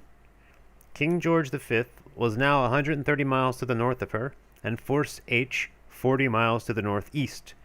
It was evident that King George V could not come up with her unless her speed could be further reduced or she could be deflected from her course. The flag officer, Force H, had been instructed not to become engaged in Renown unless Bismarck was already heavily engaged with King George V or Rodney. The only hope lay in torpedo attacks by aircraft of Ark Royal. Shortage of fuel had now become a matter of grave anxiety in the home fleet battleships. King George V had only 1,200 tons, 32% remaining, and Rodney reported she would have to part company at 0800 the next morning. When these ships joined company later in the day, they had to share an AS screen of 3 destroyers, Somali, Tartar, and Mashona, and even these were due to leave that night for lack of fuel. Several U-boats were known to be in the area, and it was safe to assume that every available destroyer and U-boat in the ports of western France would be ordered to sea. The Admiralty had also indicated that heavy air attack was to be expected. It was therefore essential to follow a sufficient reserve of fuel to enable the battleships to reach United Kingdom ports at a reasonably high speed. It was not considered advisable to expose King George V unscreened at low speed to almost certain attack by U-boats unless there was a very good prospect of achieving a result commensurate with the risk, for the loss of the Hood and the damage to Prince of Wales had left her as the only effective capital ship remaining in home waters. It was therefore decided that unless the enemy's speed had been reduced, King George V should return at 2400 to refuel. Fuel shortage was, however, also being felt on board the Bismarck. According to prisoners, Bismarck had left Gotenhaven 2,000 tons short of her full storage capacity. A further 1,000 tons, it was estimated, had become useless as a result of damage sustained during the Hood action. It was therefore improbable that much more than 500 tons remained, scarcely 1 day's requirements at 24 knots, and barely sufficient to steam her to Brest. Throughout this day, however, which brought no contact with heavy British forces and no aircraft, the hopes of the Bismarck's crew were high. Rumors, most of them optimistic, were sweeping the ship. The arrival of a large fleet of German bombers and a swarm of U-boats was expected hourly. Bismarck's course was being directed from shore by Admiral Karls, Commander-in-Chief Gruppe West, and a number of heartening signals promising aid were received. During the evening, a signal was made by Bismarck to Gruppe West, urgently requesting fuel, to which a reply was given that the tanker Ermeland had already sailed. Prisoners complained bitterly after their capture that no support at all was vouchsafed them, and that they had been completely let down by both the German air and U-boat arms. One prisoner also made a statement suggesting that information was signaled to Bismarck that destroyers, which it was intended to sail to their relief from Brest, could not sail, owing to heavy seas. This prisoner added the comment that it was obvious that the heavy seas did not deter British destroyers. King George V's speed was reduced to 22 knots at 1705 to economize fuel, and Rodney, who had by then been overhauled, was formed astern. The flag officer, Force H, had been instructed to remain in Ark Royal. He was maintaining his position on the beam of Bismarck, and had detached Sheffield to shadow. At 1855, a prisoner wrote in his diary that a cruiser of the Southampton class had been sighted, but had turned away. A first air-striking force had been flown off Ark Royal at 1500, but had failed to achieve any result. At 1850, a second force of aircraft was dispatched for the attack, which settled the fate of Bismarck and ensured her final destruction. This attack was made by 15 Swordfish aircraft armed with torpedoes set to 22 feet and lasted from 2055 to 2125. It was first reported that the aircraft had scored no hits, and it seemed that the remaining chance for the British forces had gone. But at 2130, Bismarck suddenly turned north, and soon after came the welcome news that one hit, and possibly two, had after all been scored. In point of fact, at least 2 and possibly 3 hits were made. One torpedo had struck amidships on the port side, one on the starboard quarter, and possibly a third on the port quarter. The torpedo, which struck to port amidships, according to prisoners, exploded without doing damage against sections 7 and 8, but that on the starboard quarter wrecked the steering gear, jamming the rudders at an angle variously estimated at between 10 and 15 degrees, causing Bismarck to turn slowly in circles to starboard. This hit was stated by one prisoner to have been outside an unarmored trimming compartment below the steering motor compartment on the starboard side, and resulted in Section 2 being flooded to the main deck. Throughout this attack, a furious anti-aircraft barrage was kept up by the 400 men of this flak, first with the 10.5 centimeter, then with the 3.7 centimeters, finally with the 2 centimeter guns. This fire was supported by Bismarck's secondary armament, but not on this occasion by the main armament. This time, however, the defense of the ship proved far less effective. The northwesterly wind had been increasing all day and was now blowing at force 8. A considerable sea was running with a heavy northwesterly swell, and the ship had begun to roll, making gun-laying difficult. In addition, the gun crews, who had been on almost continuous watch since Bismarck left Bergen, were becoming exhausted. It has been stated by one prisoner that one gun layer operating a 10.5 centimeter anti-aircraft gun suffered a sudden nervous collapse and temporarily lost his mind. Practically all remaining anti-aircraft ammunition was used up during this action. The method of attack employed by the aircraft in approaching simultaneously from a number of points was most deadly. Some torpedoes were avoided by turning the ship, but as a surviving officer explained, whichever way the Bismarck turned to evade one torpedo, she was constantly exposed to others. Another prisoner stated that the aircraft came down to the attack at an angle of approximately 50 degrees and darted through the barrage like flashes of lightning, and the courage displayed by the pilots in pressing home their attacks in this fashion was beyond praise. This prisoner added ruefully, if only Germany actually had sunk the Ark Royal. Extravagant claims were again made in Bismarck as regards the number of aircraft allegedly destroyed. It was announced that at least 7 were shot down. In point of fact, no aircraft was lost, and only 1 pilot and 1 air gunner were wounded. Ark Royal reported anti-aircraft fire to have been heavy and accurate, and was experienced even when the aircraft were in cloud at a height of 3,000 feet. As soon as this attack was over, it was recognized in Bismarck that the plight of the ship was most desperate. Frantic efforts were made to repair the damage. Section 2, containing the steering motors, which had to be examined and repaired if possible, was now flooded completely to the main deck, although the ratings, who had been standing by when the torpedo struck, had escaped unharmed. It was announced that the man who succeeded in freeing the rudders would be given the knight's insignia of Iron Cross. Accordingly, divers commenced operations in the damaged compartments.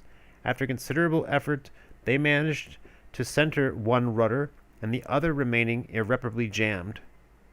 Efforts were now made to steer the ship by her engines, but it was stated that after a short period the ship, instead of proceeding on her intended southeasterly course, was actually northwest of her position when the attack was made.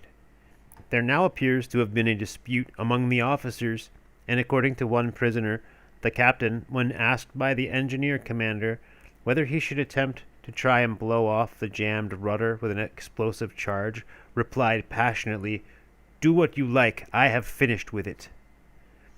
In the midst of this uproar, at 22:50, a signal arrived from Hitler reading, "All our thoughts are with our victorious comrades." To this signal, Admiral LÜTJENS replied, "Ship unmaneuverable, we shall fight to the last shell." The exultation implied in this message was not shared by many of the officers and those of the ship's company who had knowledge of it. One surviving officer stated that what he called a stupid signal was severely criticized, there still being a general feeling in the ship that if Admiral LÜTJENS played for safety and avoided further action, the ship might escape, if not to a home port, at any rate to a position where protection by aircraft and submarines operating from shore could be obtained. This officer added, "I am thankful the engine room ratings did not get to hear of this message," which remark confirmed a deterioration of morale. With one rudder jammed, it now appeared that by maneuvering her engines, Bismarck's best speed was not more than 10 to 12 knots. At 22:30, there was a sudden order, "Anti-aircraft guns crew take cover for surface action," and from then on, AA weapons remained virtually unmanned.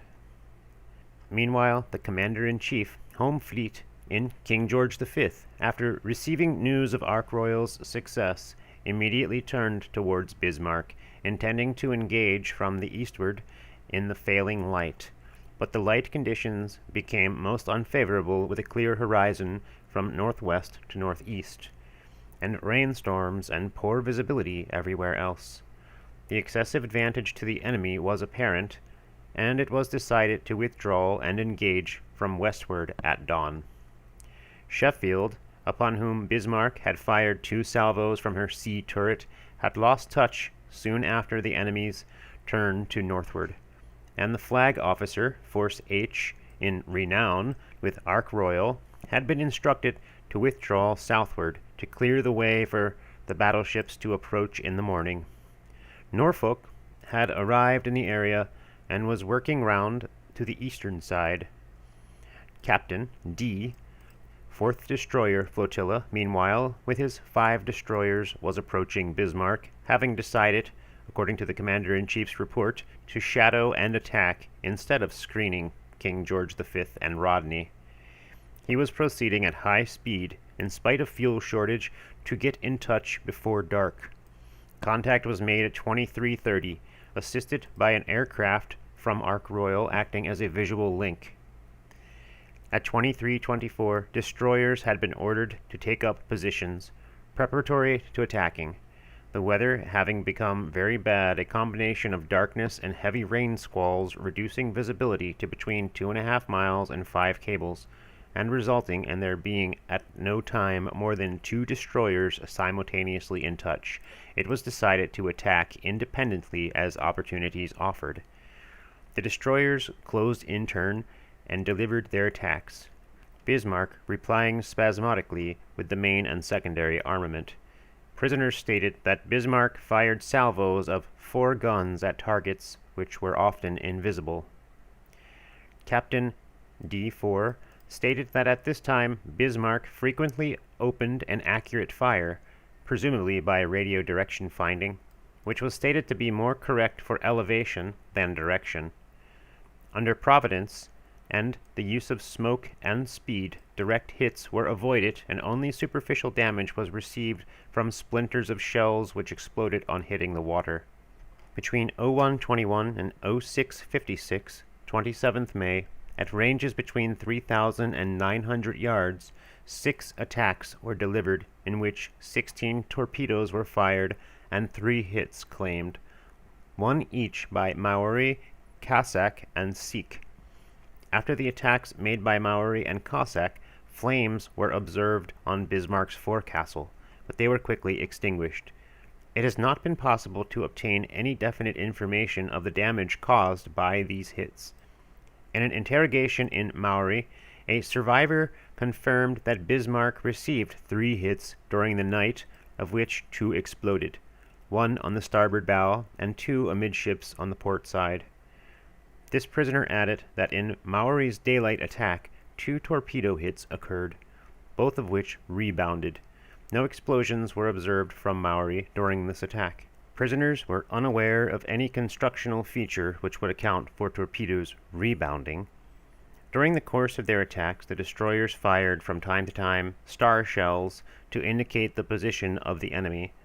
This was later discontinued owing to the short range of the star shells, which necessitated the ships coming under heavy fire when performing this duty. When Bismarck continued on her erratic course, intermittent salvos were being fired into the gloom. An announcer speaking over the ship's loudspeaker endeavored to bolster morale by making such statements as, "One destroyer hit, burning, sinking. 2 destroyers hit, burning, sinking. A large ship hit, burning, sinking." But by night, the crew had become thoroughly alarmed, and at 01:45 a message, according to a diary, was passed from the admiral to the captain, which ran, "Please inform the crew that early in the morning 81 Junkers 87 aircraft will join us, in addition to 2 tugs and 1 tanker. The U-boats have received orders to close with Bismarck. KI has already arrived." This message has been confirmed by prisoners, but it has not been discovered to what KI refers. Whether this message contained any truth, or whether it was merely intended as an encouragement, has not been discovered. In this connection, the following information is of interest. A. Bismarck was still well out of range of Ju-87 aircraft, and had this type been employed, they would never have got back to France. Ju-87 might, however, merely be a misquotation for Ju-88. B. A German Air Force officer, captured on 9th June, who was stationed in France, states that on the 9th of 26th May, they saw the bombing squadrons, which were to have gone to Bismarck's assistance, fly past. They flew out to sea, but soon returned. C. A lieutenant of the GAF, captured 14 June, who actually took part in the search, states that they flew for 3 hours in the direction of Bismarck, being guided by direction-finding signals from a U-boat, given for 5 minutes every half hour. The signals ceased half an hour before they were due to reach Bismarck, and they failed to sight the ship. D.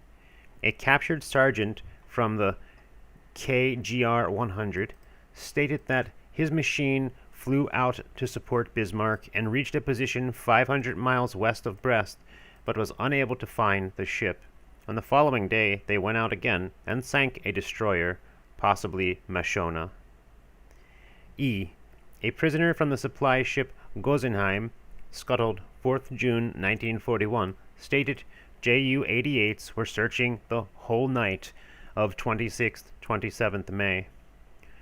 Prisoners mentioned that Bismarck had hoisted a blue flag as a recognition signal for submarines. One possible U-boat was reported by Dorsetshire during rescue operations, and this may have been the only one in the vicinity when Bismarck sank, although a few hours later, from 4 to 6 U-boats did actually arrive in the area. The Admiral's broadcast message does, however, appear to have revived spirits in Bismarck for a short space, for at 03:07, one prisoner wrote in his diary, "Everyone is now eagerly awaiting the aircraft promised by the Führer." Reaction was soon to set in. The strain of 5 days and nights with little or no sleep, during which the comparatively inexperienced ship's company had been almost continuously in action or expecting it, had reduced the crew to the point of utter exhaustion, and guns' crews were stated to have fallen asleep in the turrets between salvos. All over the ship the men were unashamedly asleep at their posts. The scene on the bridge during the brief hours before dawn has been described by a junior officer-prisoner who stated that the first gunnery officer, first navigating officer, and senior meteorological officer lay at their stations like dead men. The helmsman was stretched beside the useless wheel, and there was no sign of Captain Lindemann, nor was any man of the admiral's staff to be seen. The ship's company, said this prisoner, were now past caring, for they felt there was no further use in trying to do anything. In these circumstances, the fact that they were able to rally to make a very gallant last stand must be commended. A prisoner suggested that a submarine was ordered to close Bismarck at this time and take off the war diary, it now being felt ashore that there was little chance of Bismarck making port. At 0500, an attempt was made to launch an aeroplane carrying the war diary and the ship's log and other documents, as well as descriptive accounts, films and photographs of the propaganda party who were in the ship.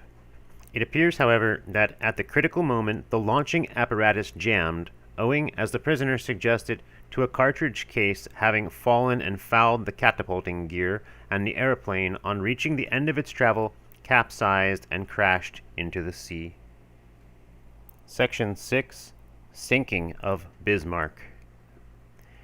Frequent rain squalls during the night had prevented star shells, fired by the shadowing destroyers, being seen in King George V.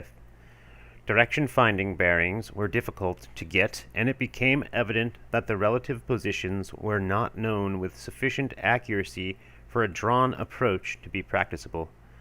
The visibility, too, was uncertain, and Commander-in-Chief Homefleet decided to wait for full light. At 0500, 27th May, the Polish destroyer Piorun, who was accompanying the 7th Destroyer Division, was ordered to Plymouth to refuel. The ship was the first destroyer to have sighted Bismarck at 22:38, and had with great intrepidity closed the enemy to engage her with her 4.7-inch guns. As daylight came, the destroyers were placed in 4 sectors and continued shadowing until 08:45, 27th May, when main armament splashes were seen to rise near the enemy. The destroyers then took up positions of advantage to watch the battle.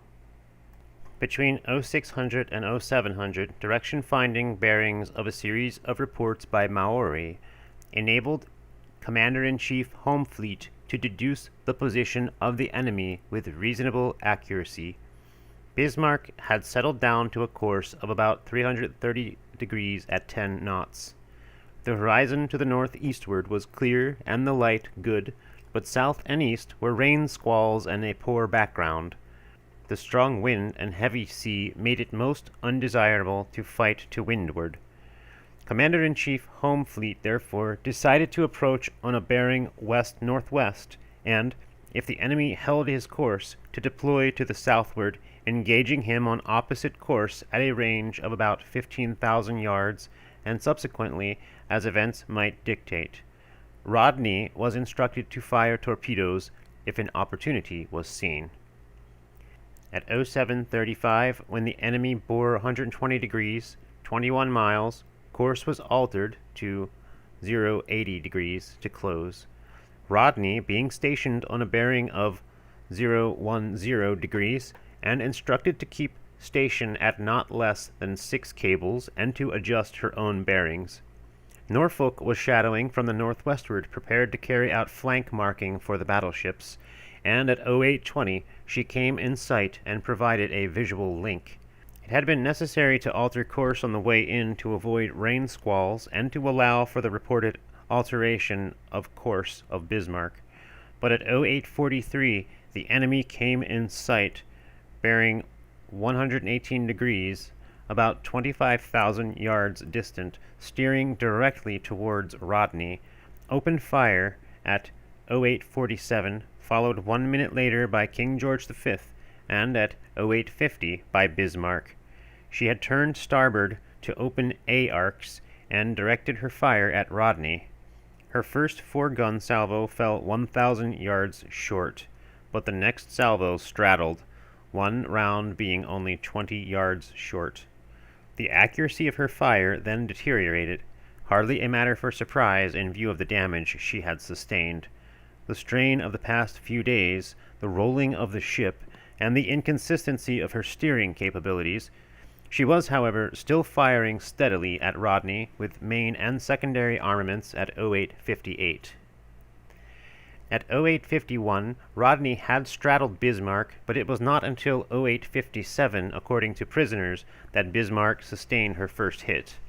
Bismarck, it now appears, had first intended to engage the destroyers with her main armament, but before a salvo was fired, new directions were given to fire on Rodney. Fire was now opened, the fore and after turrets firing alternately in salvos of 4. Range was closing rapidly. Fire at this time was being controlled from the upper direction tower, Vormars, but about after 25 minutes, this position received a direct hit and was completely wrecked. Kapitänleutnant von Mollenheim-Rechberg believes that this hit was scored by a shell from Dorsetshire, who had reached the scene of action. This officer states that he believes Bismarck could have held her own against Rodney and King George V had it not been for this hit, which, metaphorically speaking, blew out Bismarck's brains. Turrets now went into local control. No coherent account has been obtained from prisoners as to what occurred in A and B turrets forward, but Rodney reported a hit on Bismarck's forecastle at 0902 with a 16-inch shell, which apparently put these turrets out of action. At this time, Kapitänleutnant von Mollenheim-Rechberg was directing the two after turrets, C and D, from the after control position. During interrogation after capture, this officer stated that on taking charge, he was instructed to direct 4 on King George V. He fired 2 salvos at this ship at the same range as he had used for Rodney, but both were over. A third salvo fell short. He thought he had the correct range when there was a tremendous explosion from a direct hit just above his head on the outside of the direction tower. This carried away the rangefinder and paralyzed the control position. All the instruments were smashed by blast or concussion, and he was knocked down, thereby cutting his face. Before he could collect his wits, there were at least 3 further direct hits round his position and within 10 yards from where he lay. Another prisoner states that at this stage he climbed up to the after control room position, where he found a number of dead men and Mollenheim-Rechberg. Meanwhile, in the after plotting room, there was no further communication with the control positions or turrets, and accordingly, the commander in the lower tower ordered this room to be abandoned. The hit on Bismarck's forecastle at 0902, which had apparently put her A and B turrets out of action, had come 2 minutes after King George V and Rodney turned to 170 degrees to open A arcs at a range of 20,000 yards. The general trend of the enemy's course was towards, and the range was rapidly decreasing. By the time she was abeam, it was down to 11,500 yards. At 0920, the course of the battle fleet was altered towards the right, round to north. By 0930, Bismarck was on fire and virtually out of control, but she was observed to be still proceeding at the same speed. Her guns were still firing, and her secondary armament had now come into action. She was making funnel smoke. As far as can be ascertained from the available survivors, only turrets C and D were firing at this time independently. According to one prisoner, C turret fired continuously throughout the action and was the last to fire. The turret was hit outside the gunhouse between the guns, but nothing was damaged inside the turret. However, in the last few minutes, the turret would not train. This prisoner stated that armor-piercing shells only were used. Another prisoner stated that when Rodney had approached to within 3,300 yards, several of Bismarck's turrets were hit, guns could still be fired, but turrets could no longer be trained. Several prisoners state that turret D was disabled by a hit on the starboard gun, which burst and caused a flash back into the turret and the magazine. The magazine did not explode, but the gunhouse and the guns, so it was stated, became white hot. When interrogated in Dorsetshire, Kapitänleutnant von Mollenheim-Rechberg volunteered the information that at one time he was in C turret, which was ordered to engage Dorsetshire, but only fired 1 salvo at the ship. By this time, the personnel in the turret were becoming demoralized and began vacating the turret, remarking, "Why should we stay here for target practice?" He also left the turret. Kapitänleutnant von Mollenheim-Rechberg has not again referred to this story, and it may be taken for granted that he was dazed and considerably shaken at the time of this interrogation.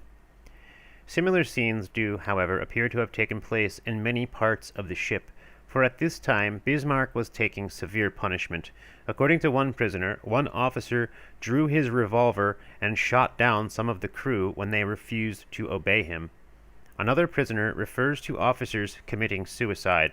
Still another prisoner mentioned that members of the crew lost their nerve and jumped overboard long before action ceased.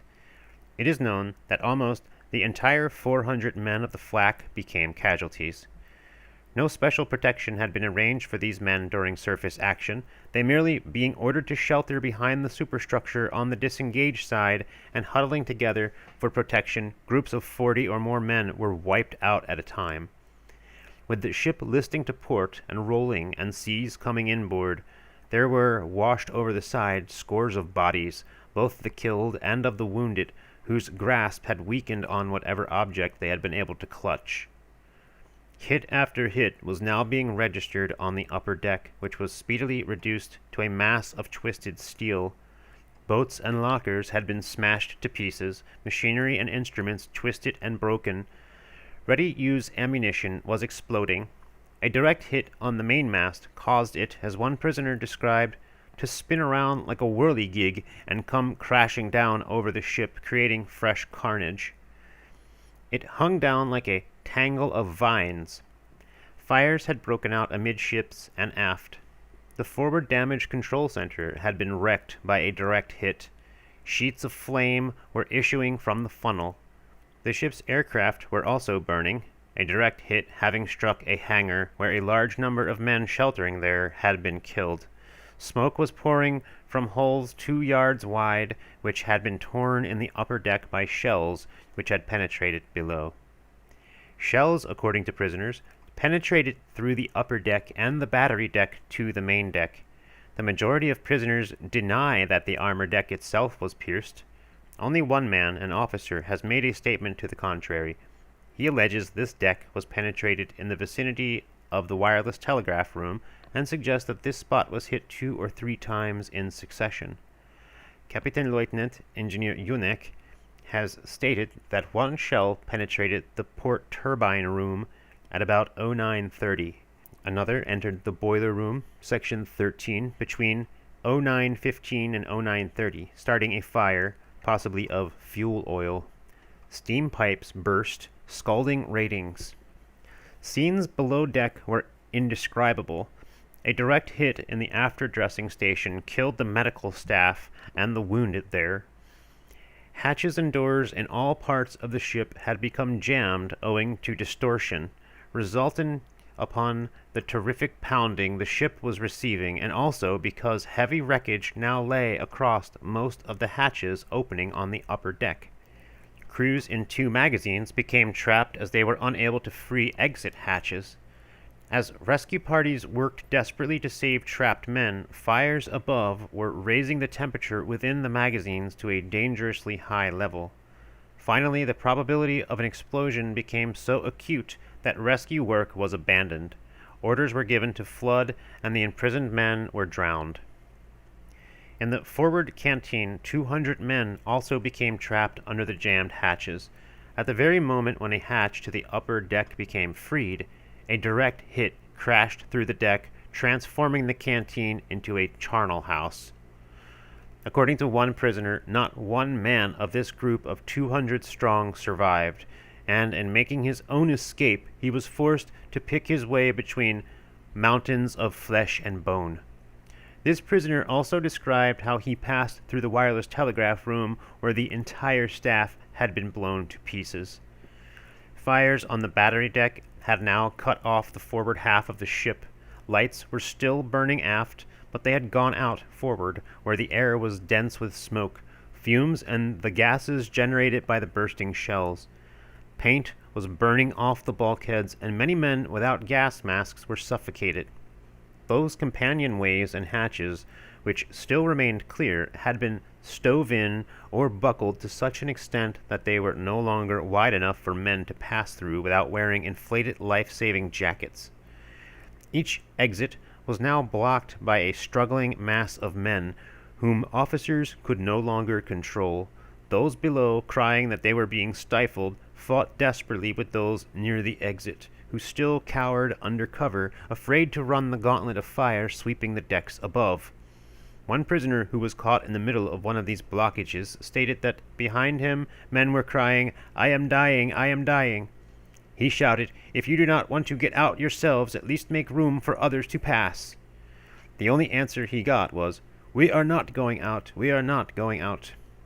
He then fought his way through, waited for the next shell to fall, and then dashed across the deck into the sea. Those who ran heedlessly out on deck were nearly all blown to pieces. Smoke lay so thickly over the deck that a number of men groping their way to the side fell into the interior of the ship through shell holes. This occurred to 2 survivors. Bismarck was now slowly heeling to port, and water began to pour through the ventilators and shell holes on the port side. Among the last to leave the ship were men in the fore plotting room. Communications generally had been wrecked, but one telephone was still working, and by this means they had continually asked for instructions. Each time they had been told to stay at their posts. Finally, when water began to enter the room, they left of their own accord. As they made their way past the armored after part of the bridge, they saw it was on fire, the metal being red hot. At 09:48, Norfolk had stopped flank marking and had joined in the action. Rodney had been given freedom of movement by the commander-in-chief, and the 3 ships now acted independently, firing at ranges which eventually came down to 3,300 yards. By 10 o'clock, Bismarck's main armament was out of action, though her secondary armament was still firing spasmodically. By 10:10, this, too, had ceased. According to prisoners, of Bismarck's entire armament, only 1 anti-aircraft weapon still remained workable at this time. Port secondary armament was now partially submerged, while the starboard 15 centimeter might still be fired, but could not be trained. Bismarck was now observed to be a wreck, without a gun firing, on fire fore and aft, and wallowing heavily. Though she showed no immediate signs of sinking, it could be only a matter of hours. As further gunfire would not hasten her end, Commander-in-Chief Home Fleet decided to discontinue the gun action, and fire ceased at 10:22. All Home Fleet ships had expended their torpedoes, including Rodney, who had scored 1 hit, but Dorsetshire had just arrived, and she was ordered to close Bismarck and torpedo her.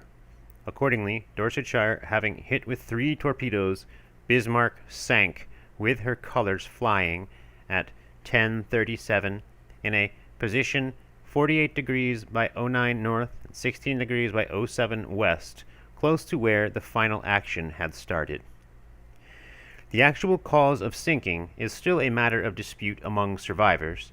There is, however, a considerable body of evidence to support the view that the inevitable end of the Bismarck was hastened by the explosion of specially prepared scuttling charges. Several prisoners state that they received definite orders, such as, "Abandon ship, ship is to be sunk, clear ship for scuttling, apply explosive charges." According to one prisoner, a special scuttling party then took charge, and explosives, which had been placed in position earlier, were fired, some at the seawater inlets and discharges, others in the turbine rooms, boiler rooms, and auxiliary machinery rooms. All watertight doors and flooding valves were left open, and the ship sank 10 minutes after the charges were fired, capsizing to port. It was stated that all propellers still revolved. It is alleged that the abandoned ship order never reached many parts of the ship. In the last rush for the side, discipline was mainly thrown to the winds, but incidents were reported of some isolated parties standing stiffly to attention, saluting and shouting the German war slogan "Sieg Heil," Hail Victory, before jumping. It was also stated that one officer called for 3 cheers for Germany and the Führer, all those who heard him responding. Of those who left the ship to windward, many were hurled back against the ship's side and smashed shapeless by the heavy seas. A few more fortunate ones were washed back on board. Many men were seen swarming over the ship's side as she went down. Prisoners stated that Captain Lieutenant Junek when in the water, shouted to all those near him to keep their mouths shut should they be picked up. Another officer, who was without a life belt, was seen by prisoners to shoot himself in the chest. Of the end of the admiral and captain, nothing definite is known. Some prisoners state, however, that from the water they saw the two officers standing side by side on the forecastle, waving to them as the ship went down. Captain Lieutenant von Mullenheim-Rechberg, during interrogation, stated that a seaman had reported to him that the two officers had gone down with the ship, standing on the bridge. Another prisoner, believes that both were killed when the bridge was hit by a shell from Rodney. Hundreds of men were now swimming in the water, their movements being greatly impeded by oil welling from the wreck and by heavy seas. As British ships approached, many of the swimmers shouted, "Come away, the English will shoot us," and actually a number of men started swimming away from the would-be rescuers. Blame for this attitude must be attributed to the false propaganda with which these men had been imbued. When it was found that there was no shooting, and on the contrary every effort was made to pick men up, prisoners admitted that they had been deceived. Rescue work was undertaken by both Dorsetshire and Maori, but at 11:40, when 110 men in all, including 4 officers, had been hauled on board, many falling back into the sea, having insufficient strength to hold on, Dorsetshire sighted a suspicious object, which might have been a U-boat, and rescue work necessarily had to be abandoned. A further 100 survivors were picked up by a German fishing vessel, the Sachsenwald, which had been operating for Bordeaux as a weather reporting ship.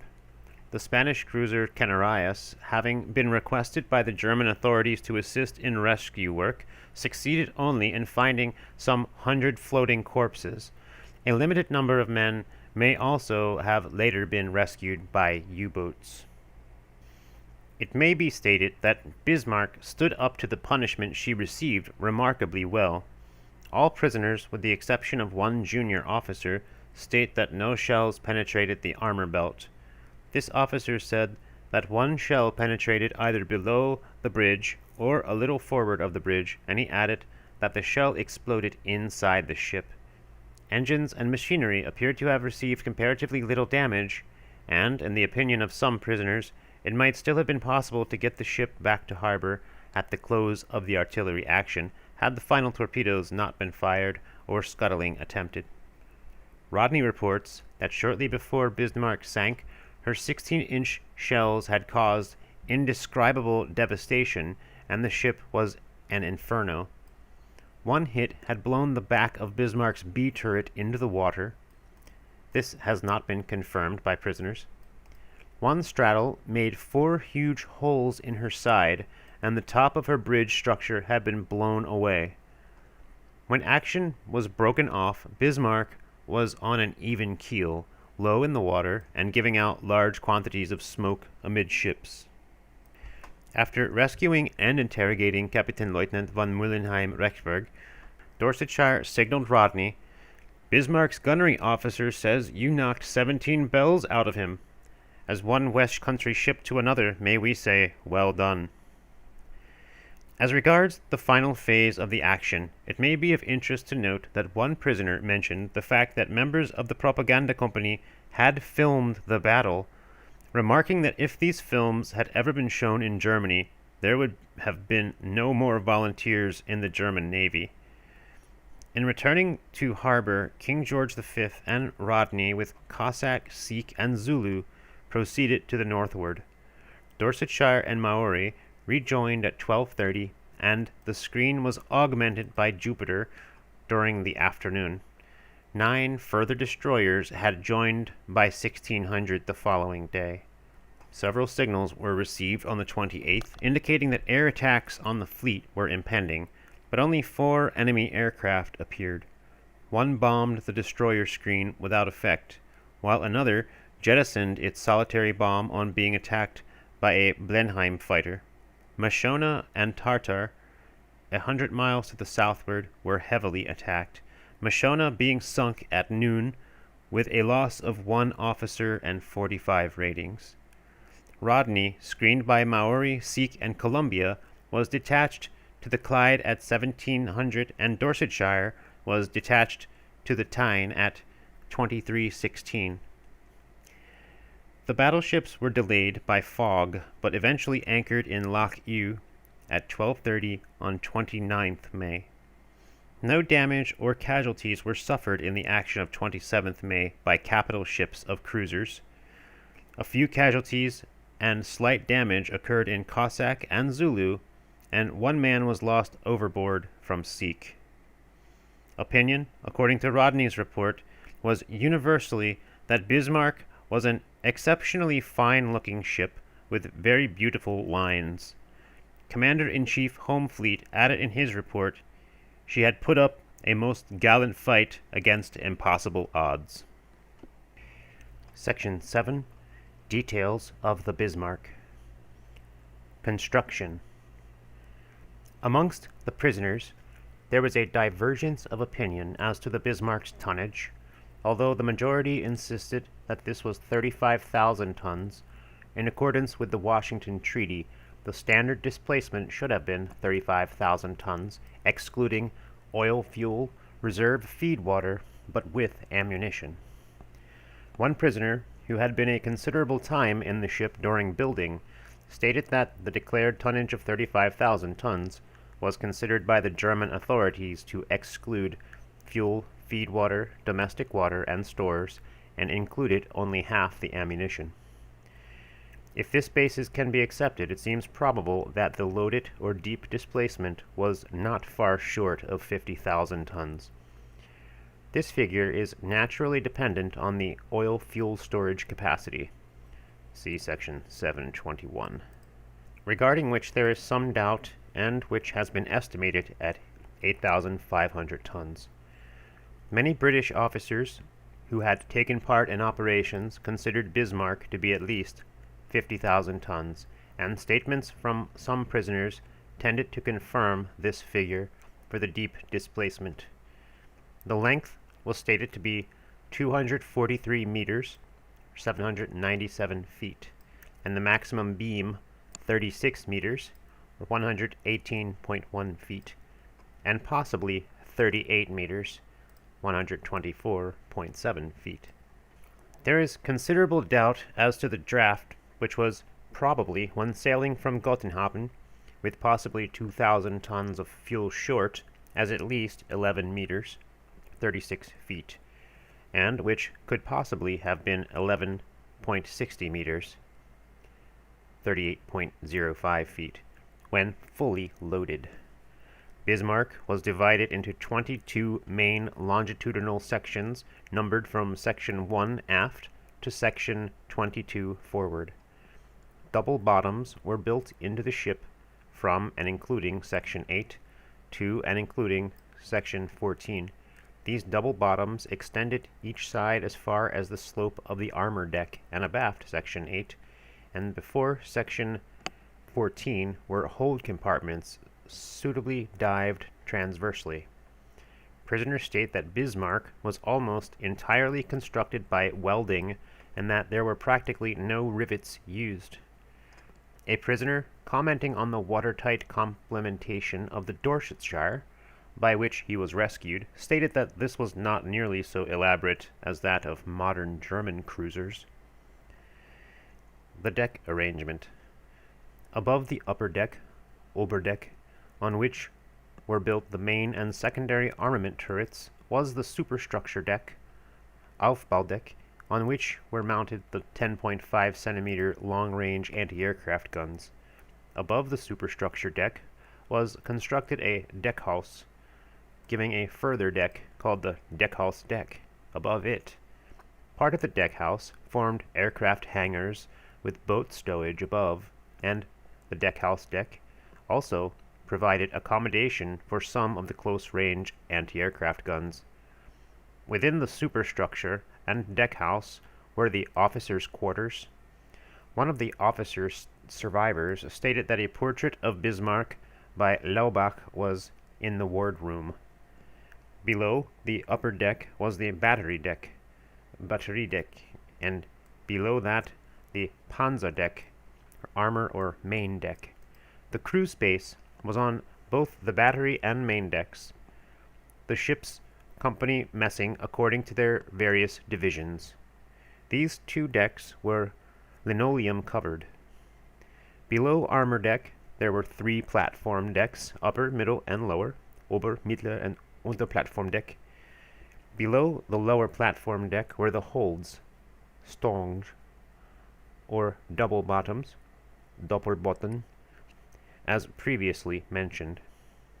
A feature of the ship was the so-called torpedo bulkheads, running fore and aft each side at a distance of about 5.5 meters, 18 feet, inside the armor belt from section 3 aft to section 19 forward, and extending vertically from the battery deck to the ship's bottom. In this connection, a prisoner referred to Bismarck as being one armored ship within another. Outside the longitudinal torpedo bulkheads was a double thickness or layer of compartments, the outer ones below the slope of the armor deck being empty and available for flooding, Flutzeil, and inner ones being used mostly for oil fuel stowage. Thus, the torpedo bulkheads had a substantial protection from torpedo or mine, and these bulkheads also gave protection from shells which may have penetrated and exploded inside the armor belt or upper deck armor. Prisoners had no knowledge of any buoyant material such as Kapak or sponge rubber being used, nor had they knowledge of rubber being used in connection with anti-torpedo protection. Bilge keels were fitted, but no bulges, anti-rolling tanks, or stabilizers. Bismarck rolled somewhat in heavy seas, but there was little pitching. Some prisoners mentioned that difficulty had at times been experienced in keeping their guns on the targets. No torpedo tubes were fitted, and it was stated that no mines were carried. Armor and protection. The degree in which the ship was armored was a subject in which prisoners had been purposefully kept in almost complete ignorance, and it had been especially emphasized to them that this was a very secret matter. The officer supervisors, who may have had accurate information, were particularly on their guard when any mention was made of armor. Nevertheless, prisoners, especially those who had been some time in the ship before commissioning, had had opportunities for observing, in various parts of the ship, the thickness of the armor employed, and the results of interrogations are embodied in the following description, the estimates of thickness which must be treated with due reserve. A. The main armor belt, Panzergürtel. The main armor belt was stated in its thickest part to be 20 centimeters, or 7.9 inches, and extended fore and aft from the bulkhead between sections 19 and 20 forward to the bulkhead between sections 2 and 3 aft. This belt was stated to be about 5 meters, 16.4 feet broad, extending from the height of the battery deck to about 2.5 meters below.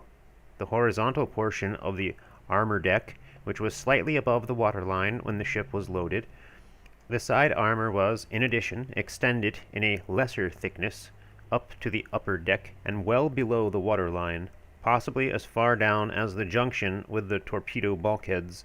Thus, underwater protection was subsequently increased.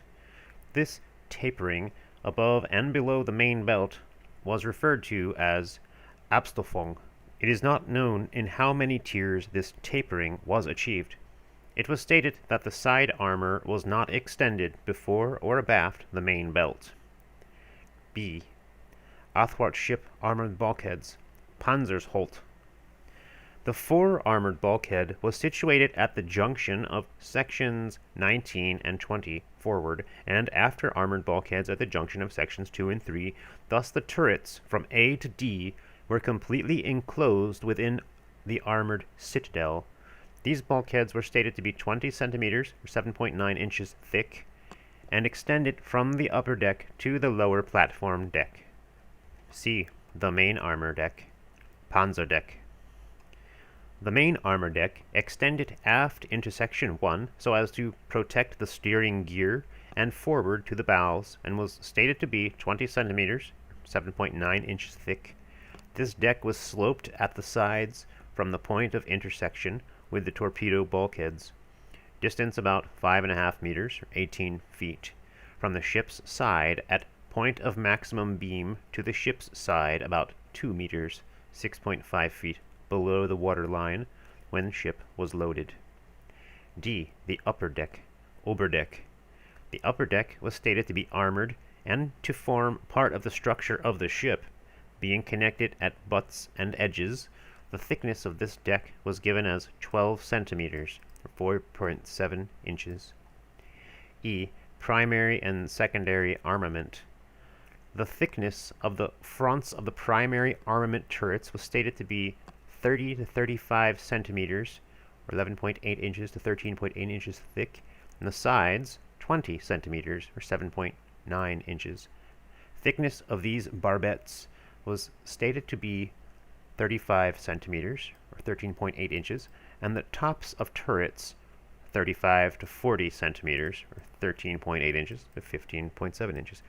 A prisoner who was stationed in a 15-centimeter gun house expressed the opinion that the front, top, and side armor was 10 centimeters, or 3.9 inches thick. F. Torpedo bulkheads, torpedo shot. The torpedo bulkheads already mentioned in 7.1 were stated to be 5 centimeters, 2 inches thick. G. Director towers and conning tower, Leitstand und Kommandoturm. No information is available as to the amount used in these towers, although the conning tower was stated to be as heavily armored as the primary armament turrets. H. Funnel uptakes. Funnel uptakes were stated to be armored to the upper deck, but thickness is not known, and they are presumed only to have been armored against splinters. Armored gratings were fitted where the uptakes passed through the armor deck. I. General. It was stated that the armor was almost entirely welded. One prisoner claimed that the armor had been manufactured by a new process, but this seems unlikely.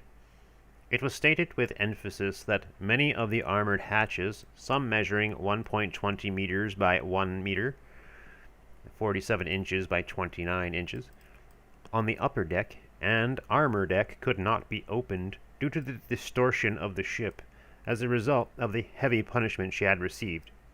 This resulted in many men being imprisoned in compartments below the armor deck when orders were given to abandon ship. Some prisoners stated that vents for underwater explosion were fitted in the armor deck. Others say that this was not the case. It is thought that the deck armor was rabbeted. Machinery. Frigate Captain, or diplomatic engineer, senior commander, Lehman was the senior engineer officer. Captain Lieutenant Engineer, Lieutenant Commander Engineer Gerhard Junek, the only surviving engineer officer, was extremely security conscious, and little information was obtained from this prisoner. A. Main engines. Bismarck was propelled by 3 sets of geared turbines driving 3 phosphor bronze 3-blade propellers. The starboard and port turbine rooms, forward, were in Section 10, and the center turbine room aft was in Section 8. Turbines, Curtiss type, were manufactured by the builders Blom and Voss, and each set consisted of a high, intermediate, and low pressure Hoch-, Mittel- und Unterdruck turbine geared to the main shaft.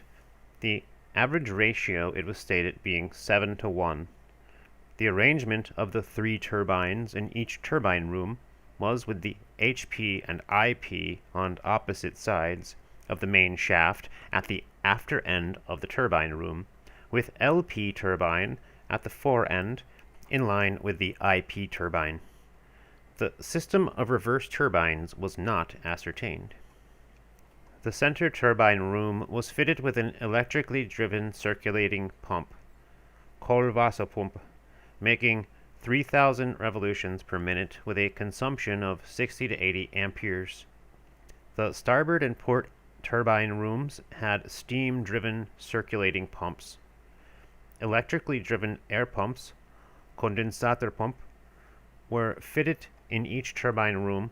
These were rotary type, consuming 40 amperes, and pumped the condensed water to the starboard port and center hot wells, Regelzels, in section 12, middle platform deck.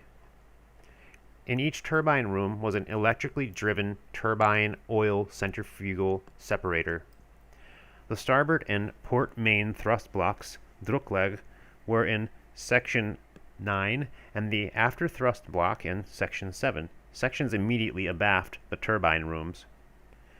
Each of the thrust block rooms contained electrically driven lubricating pumps. A special automatic regulating system, Ascania Anglach, was provided for regulating steam supply with the shaft revolutions. The Ascania plant was operated by oil pressure on the telemotor system, one operating and one reserve electric oil pump being provided in each turbine room. The movements of the turbine steam regulating valves, Fahrventil, were transferred by oil pressure to the oil fuel sprayer valves, Brennerventil, and feed water pumps, thereby adjusting the steam supply to correspond with the shaft revolutions. Superheated steam was supplied from the boilers at a pressure of 55 to 58 kilograms per square centimeter, or 782 to 824 pounds per square inch, and at a temperature of 450 degrees centigrade.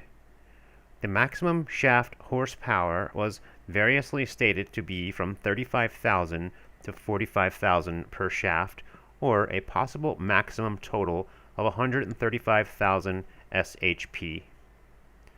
The maximum speed obtained during trials was stated to have been 32.5 knots, and the following data, which must be accepted with reserve, was given. Speed, revolutions per minute, and consumption. 18 knots, 140-160 revolutions per minute, 200 tons a day. 24 knots, 260 revolutions per minute, 500 tons a day. 31 knots, 350 revolutions per minute, 900 tons per day. Vibration was not excessive, but was stated to be a maximum at 21 knots, and most noticeable in the after part of the ship. Prisoners had no knowledge that revolutions were staggered. One evaporating plant, Frischwasser employing 5 electric pumps, was fitted in the center turbine room for supplying boiler feed water, Speiswasser. The feed water tanks were in the double bottom below the starboard and port turbine rooms. A further distilling plant with electrically operated pumps was fitted in the auxiliary boiler room, Hilfsmaschinenraum, in section 14. Electrically driven bilge pumps, Bilgepumpen, were fitted in each of the turbine rooms and main and auxiliary boiler rooms. These were rotary pumps using 60 amperes. The shaft tunnel, Wellentunnel, for the center shaft extended from section 2 aft to section 6 in 4 compartments, 1 through 4, and for the wing shafts from section 3 aft to section 7 in 4 compartments, 1 through 4. Boiler rooms. 3 boiler rooms, each containing 2 boilers, were in section 11. Kesselraum Starboard ein mit Ein- und Backbord ein. And 3 boiler rooms, also containing each 2 boilers, in section 13. Kesselraum Starboard 2 mit 2 und Backbord 2. In section 12, between the main boiler rooms, were situated 3 compartments containing boiler auxiliary plant, Kessel Hilfsmaschinenraum. The 12 main boilers, built on Le Mans, were destroyer high-pressure water tube type, employing a high degree of superheat. Several prisoners mentioned a working pressure of about 800 pounds per square inch, and a temperature of 450 degrees centigrade. In action, starboard, port, and center boilers were isolated from each other and connected to the respective turbine rooms, this arrangement being called Gefechtsschaltung. The action fuel bunkers, Heizogefechtsverbrochsbunker, were those in the double bottoms below the boiler room. The fuel consumption at economical speed, 18 knots, was rather less than 2/3 ton per boiler per hour, and at full speed over 3 tons. See also 721. There were 2 oil fuel supply pumps for each boiler room, 1 steam and 1 electric, and 3 feed pumps for each boiler room, 2 steam and 1 electric. Each main boiler had 1 oil fuel heater and 2 oil fuel sprayers, sake make, each with a capacity of rather over 1.5 tons per hour. These were not centrally fitted but diagonally. Stokeholds could be run open at moderate speed or closed at high speed. Air pressure unknown, but generally ran open. 1 air blower, Gebläse, was fitted in each boiler room for direct air supply to sprayers, and 2 fans for forced draft when stokeholds were closed. Auxiliary boilers using steam at 180 pounds per square inch were situated in section 14 and were used for cooking and heating purposes. Other auxiliary machinery. 2 diesel-driven air compressors, Luftverdichte, were fitted on the main deck, one starboard, the other port. In these compartments were also situated the air reservoirs, Luftsammler.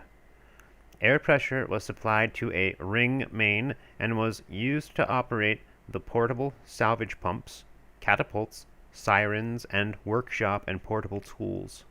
Electrically driven capstan motors were fitted on the main deck in the Bugspielraum in section 20, the cable lockers being in section 21. It was stated that Bismarck carried 2 6-ton stockless anchors.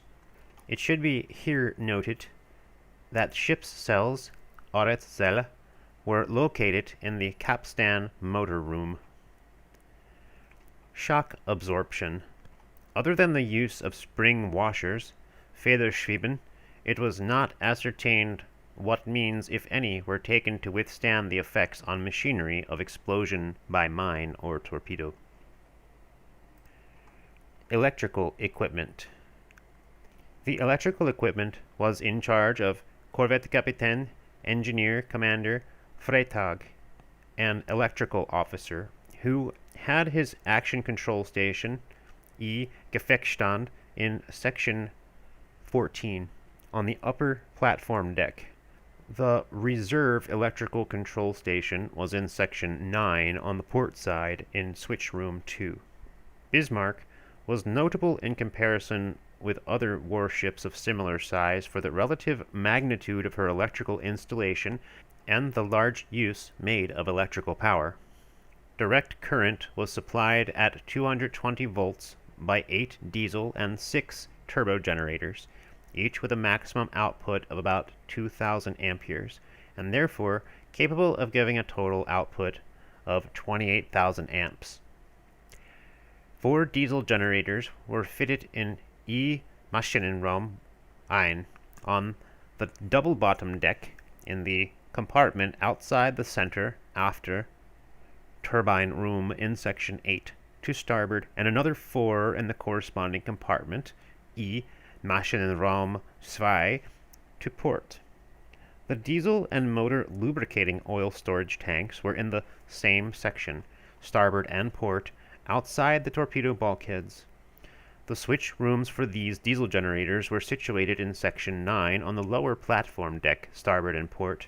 The diesel generators were stated to be 6-cylinder, non-supercharged, manufactured by MWM Motorenwerke Mannheim, the revolutions per minute being given as 525.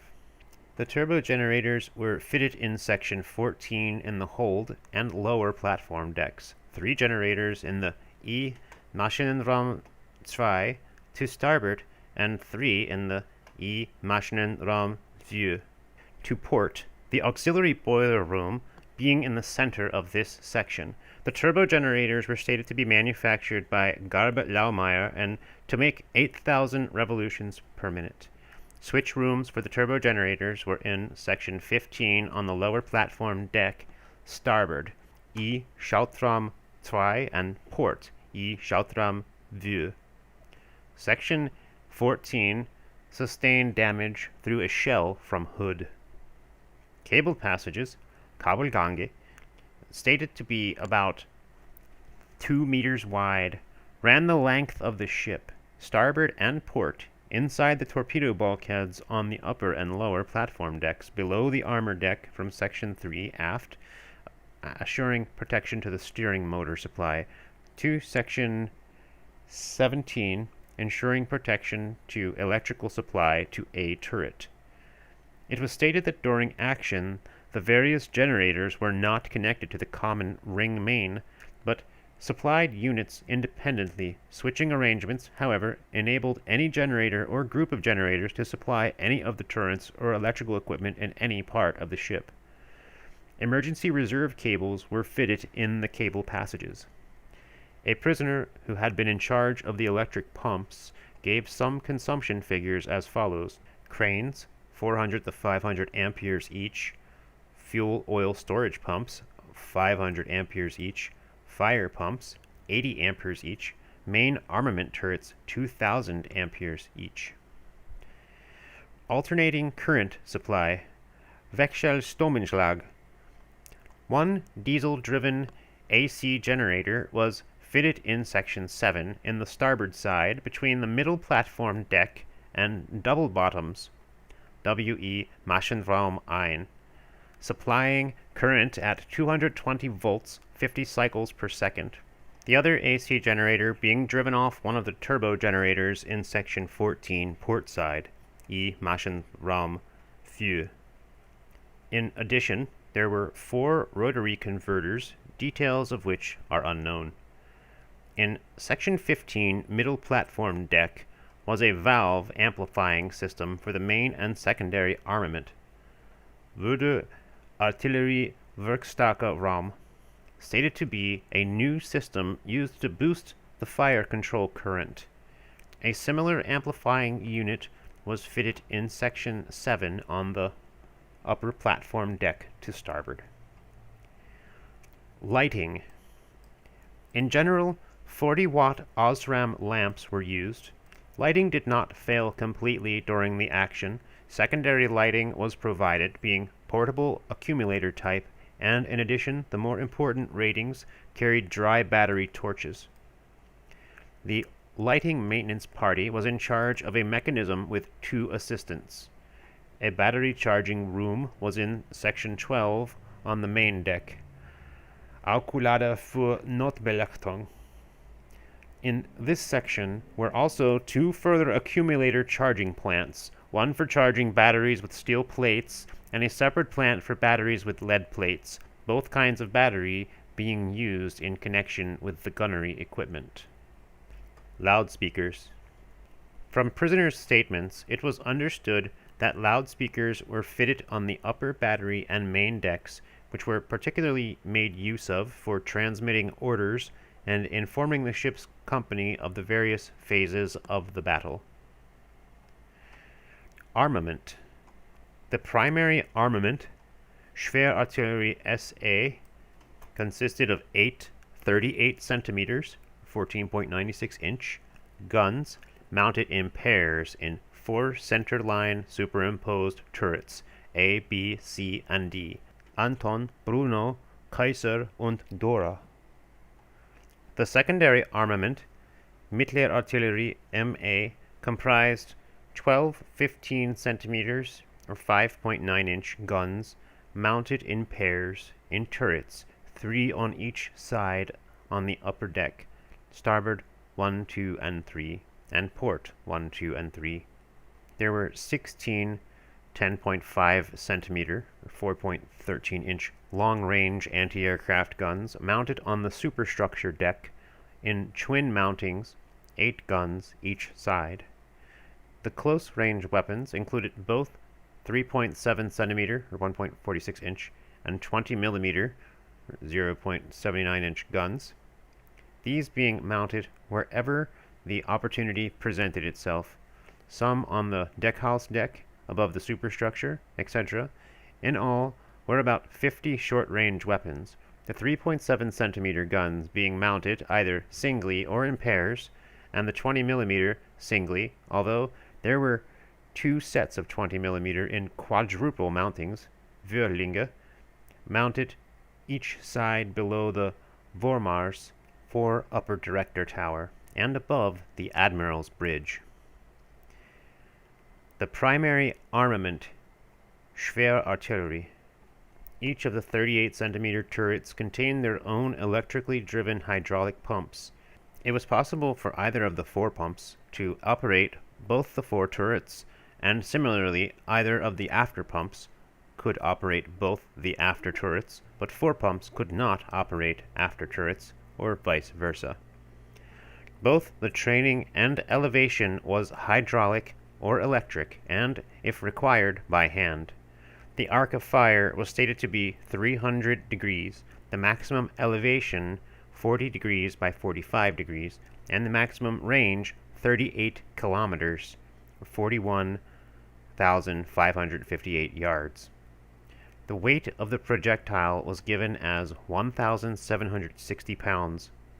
The propellant was given as a mixture of nitroglycerin and nitrocellulose, the latter probably a tetranitro body. It was not flashless. The charge was made up in 2 portions. The main charge, Hauptkartusch, weighing approximately 176 pounds, was supplied in a brass cartridge case, which was protected when in the magazine by means of a sheet iron case. The front charge, Vorkartusch, was made up in a linen bag and was stated to weigh 90 pounds. Both portions of the charge were rammed into the gun at the same time, a hydraulic telescope rammer in 5 sections being employed. The recoil was stated to be 1.50 meters, 4.92 feet, and the rate of fire 1 round, both guns, in 1 minute. For each gun, there was 1 hydraulic main hoist, Aufzug, which transported from below both the projectile and charges together. This loading cage was flash-proof, and there is no evidence of further anti-flash arrangements in these turrets. An electric auxiliary hoist, Reserveaufzug, was fitted for each gun, the shell being hoisted first and then the charges. The main hoists were in the center and the rear of the 2 guns, the auxiliary hoists being further to the rear of the gun house. The gun house crew. The Turmkommandant, usually a lieutenant or sub-lieutenant, was in command, and under him the Turmführer, a chief petty officer, who may have had the qualification of Oberstuckmeister. The gun laying and training were normally carried out from the left gun position, and as reserve from the right gun position. A telescopic sight was fitted to each gun. A number 5 operated the lock mechanism, making the gun ready for firing, in Sicherheit, or safe Sicherheit. Number 6 worked the loading cage and also removed spent cartridge cases, which came down a chute and fell out of the bottom and to the rear of the gun house. Number 7, who had his station at the rear of the rammer, Einsätze, operated both the breech, Bodenstruck, and the rammer. 3 rangefinder numbers stationed at the back of the turret operated a 10-meter stereoscopic rangefinder. There was a telephone connection with the plotting room, Rechenstelle, and the sight setters were also in telephone connections with the plotting room, control being exercised through either the fore or after plotting rooms through changeover switches. The total number in the gun house was approximately 1 officer and 25 ratings. Signal lamps were fitted to indicate when guns were ready and fired, repeating in the plotting rooms, klaxons being used for firing. Turrets were fired locally, Turmabführung, and director fired, Central Abführung, and the case of guns being fired locally, Mundabführung, was employed, i.e., fired by the mouth with a blowpipe system. Subcaliber, Abkommandatkanon, firing had been carried out in the Baltic, the caliber being, it was stated, 12.5 centimeters, or 5 inches. The tops of the turrets had first been painted gray and finally yellow, without special reason for this being given. The magazines and shell rooms, 38 centimeters. In general, the 38 centimeter shell rooms, Granatkammer, were in the middle platform deck, and the magazines, Pulverkammer, above them. On the upper platform deck, the loading chamber, Beladeram, occupying both decks below the turret. As an example, for turret D, there were 2 shell rooms, the after one in section 3 and the fore one in section 5, both on the middle platform deck. The main magazines for this turret were in section 4 and section 5, abaft, and before the loading chamber, on the upper platform deck. These were in use in action. In addition, there were 4 reserve magazines in section 4 and compartments outside the loading chamber, 2 each side, 1 on the upper and 1 on the middle platform deck. The magazine crew consisted of some 15 men in charge of a gunner's mate, and a similar number, also under a gunner's mate, formed the shell room crew. It seems probable that the entire turret's crew was about 70 men, as a number of artificers were required for the hydraulic and electrical equipments. A prisoner stated that 120 to 150 rounds per gun were carried. Both AP, Panzerprenggranaten, and HE, Sprengengranaten, were carried, the former being painted blue and the latter yellow, called Gefechtsmunition. Practice shells were painted red. AP shells were fired at the heavier ships, and HE at the smaller targets. No tracer shells were carried. Some prisoners denied that gas shells were carried. Shells were fitted with nose fuses, Kopfzunde, and base fuses, Bodenzunde, the latter having a delay action, and were set by the gunner's mate in the shell room. In a report published in the Volkische Beobachter of May 30th, it was stated that Bismarck, during her action with Hood and Prince of Wales, fired only 93 rounds of her heavy ammunition. This presumably included 38 centimeter and 15 centimeter armament. The secondary armament, Mittlere Artillerie. The 15 centimeter turrets were trained and elevated electrically. The maximum elevation was stated to be 45 degrees. The arc of fire was stated to be 150 degrees and 120 degrees for the midship number 2 turrets each side. The weight of the projectile was given as 45 kilograms, or 99 pounds, and the length approximately 60 centimeters, 23.6 inches. It was stated to have 2 copper driving bands, the charge made up in a brass cartridge case, 90 centimeters, 35 inches long, weighed 14 kilograms, or 31 pounds. As in the case of the 38 centimeter guns, the projectile and charge were supplied to the gunhouse in the same cage operated electrically. A reserve hoist, Augsburg, was operated by hand. Prisoners had no knowledge of any special anti-flash arrangements. The rate of fire was stated to be 9 seconds, both guns. The recoil, Rückschlag, was stated to be 50 to 60 centimeters, 19.7 to 23.6 inches.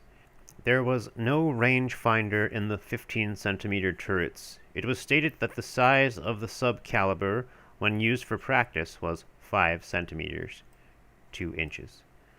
Telescopic sights, Fernrohr, were fitted, and the officer in charge used a Pelfeldrohr, or spotting glasses.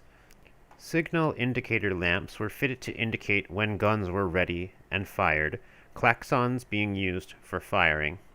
Local firing was carried out, as in the case of the 38 centimeter guns, by Mundabfeuerung, blowpipe. 2 Minimax chemical hand fire extinguishers were in each turret, and a hose from the fire main on the upper deck could be introduced into the turret. Gunhouse crew, 15 centimeters. The crew of the 15 centimeter turrets comprised 1 officer and 20 ratings, which included spare numbers. Some of these were stationed as follows. Number 1, a petty officer was the gun layer. Number 2, a petty officer was the trainer. Number 3, a rating manned the telephone. Number 4, a rating assisted with the elevation. Number 5, a rating was the breech worker and worked the firing mechanism. Number 6, a rating loaded the projectile. Number 7, a rating loaded the charge. Number 8 and number 9, ratings ramming numbers, Ansätze. Number 10, a rating disposed of the empty cartridge cases, Holzenfanger. Detailed positions of sight setters is unknown. The magazines and shell rooms, 15 centimeter. The projectiles and charges for these turrets were stowed together in 2 compartments for each turret adjoining the loading chamber as follows. For number 1 turret S&P, the section 14 on upper platform deck. Number 2 turret S&P in section 12 on upper and middle platform decks. Number 3 turret S&P in section 9 on upper and middle platform decks. 6 ratings manned the loading chamber, and 6 ratings were stationed in the magazine, the party being in charge of a gunner's mate, Feuerwerkersmat. It was stated that 175 rounds per gun were carried. The brass cartridge cases were protected when in the magazine by means of outer polished sheet iron cases, which were removed before charges were hoisted. In addition to AP and HE shells, some tracer projectiles were carried for these guns. Anti-aircraft weapons, Flak. Long-range guns, Schwerflak. The 16 twin-mounted 10.5 centimeter, 4.13 inch guns, mounted on the superstructure, were manufactured by Rheinmetall Borsig. Training and elevating was by hand, but could also be assisted by small motors on the mounting. The breech, Bodenstock, was of the sliding block type, controlled by a lever which pulled straight back. A splinter-proof shield was fitted for all mountings. The maximum elevation was given as 70 degrees, and the guns could be depressed 10 degrees below the horizontal for surface targets. The arc of fire for the forward number 1 mountings was stated to be 0 degrees to 130 degrees, limited on account of fouling number 2 mounting. The recoil was stated to be 25 to 30 centimeters, or 10 inch to 12 inch. The maximum range for effective firing was given as 6,500 meters, 7,108 yards, and the damaging radius of burst was estimated as 50 meters, 54 yards. 2 telescopic sight, Fernrohr, were fitted with cross wires for alignment.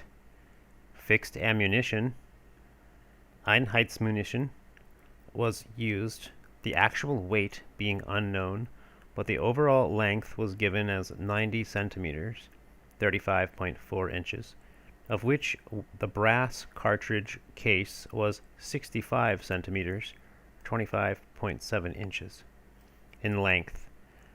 The shell projecting 25 centimeters, or 10 inches, out of the case.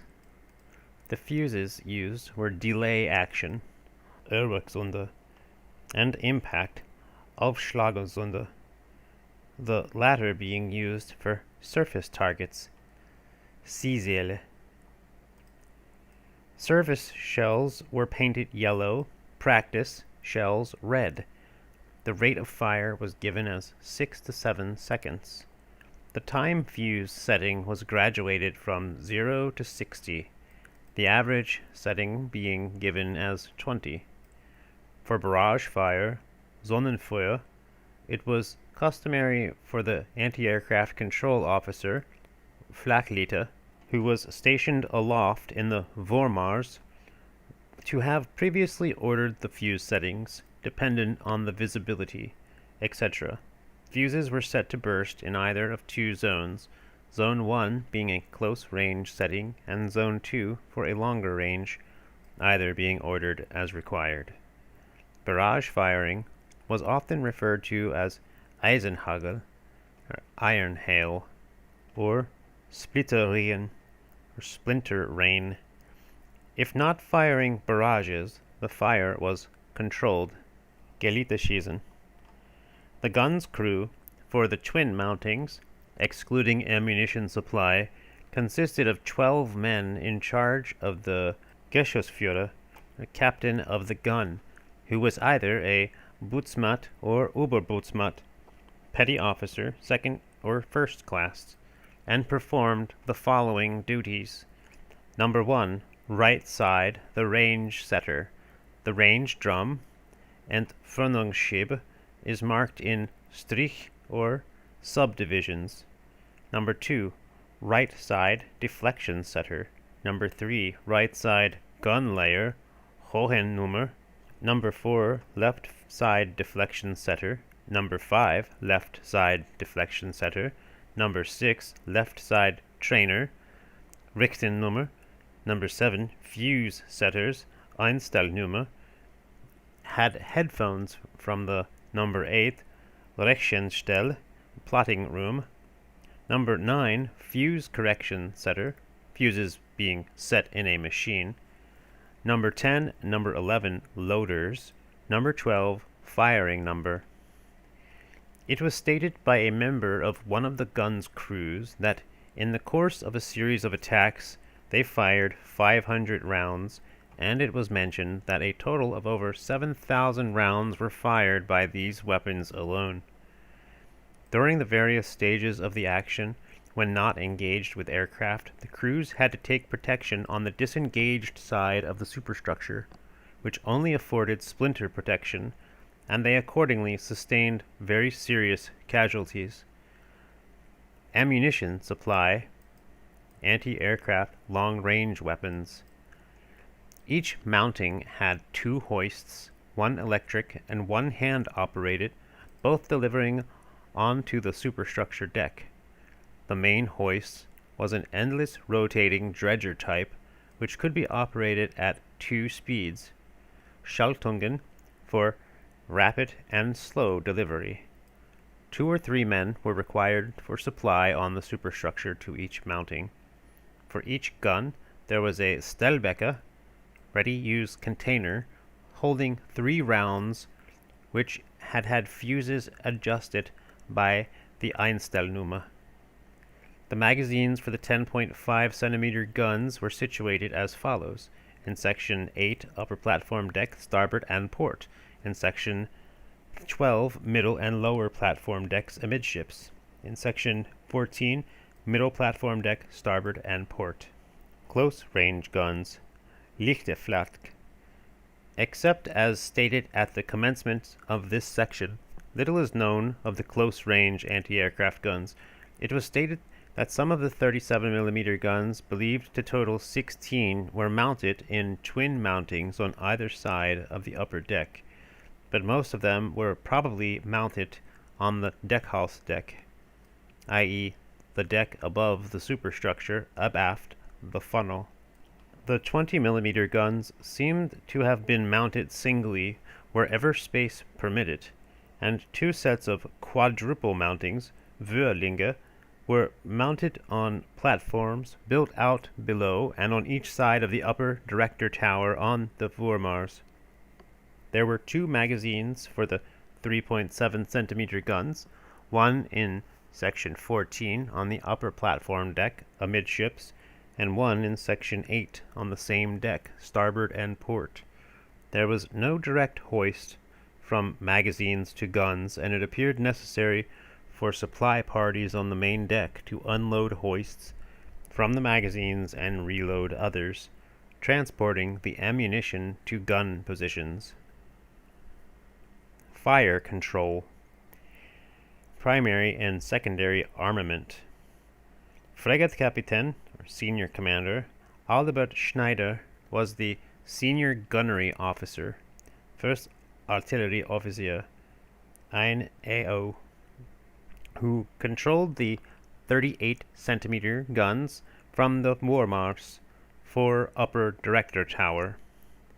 Korvettkaptein Commander Helmuth Albrecht was the second artillery officer, zwei AO, controlling the 15-centimeter guns from the Vorderstand, or lower forward director tower.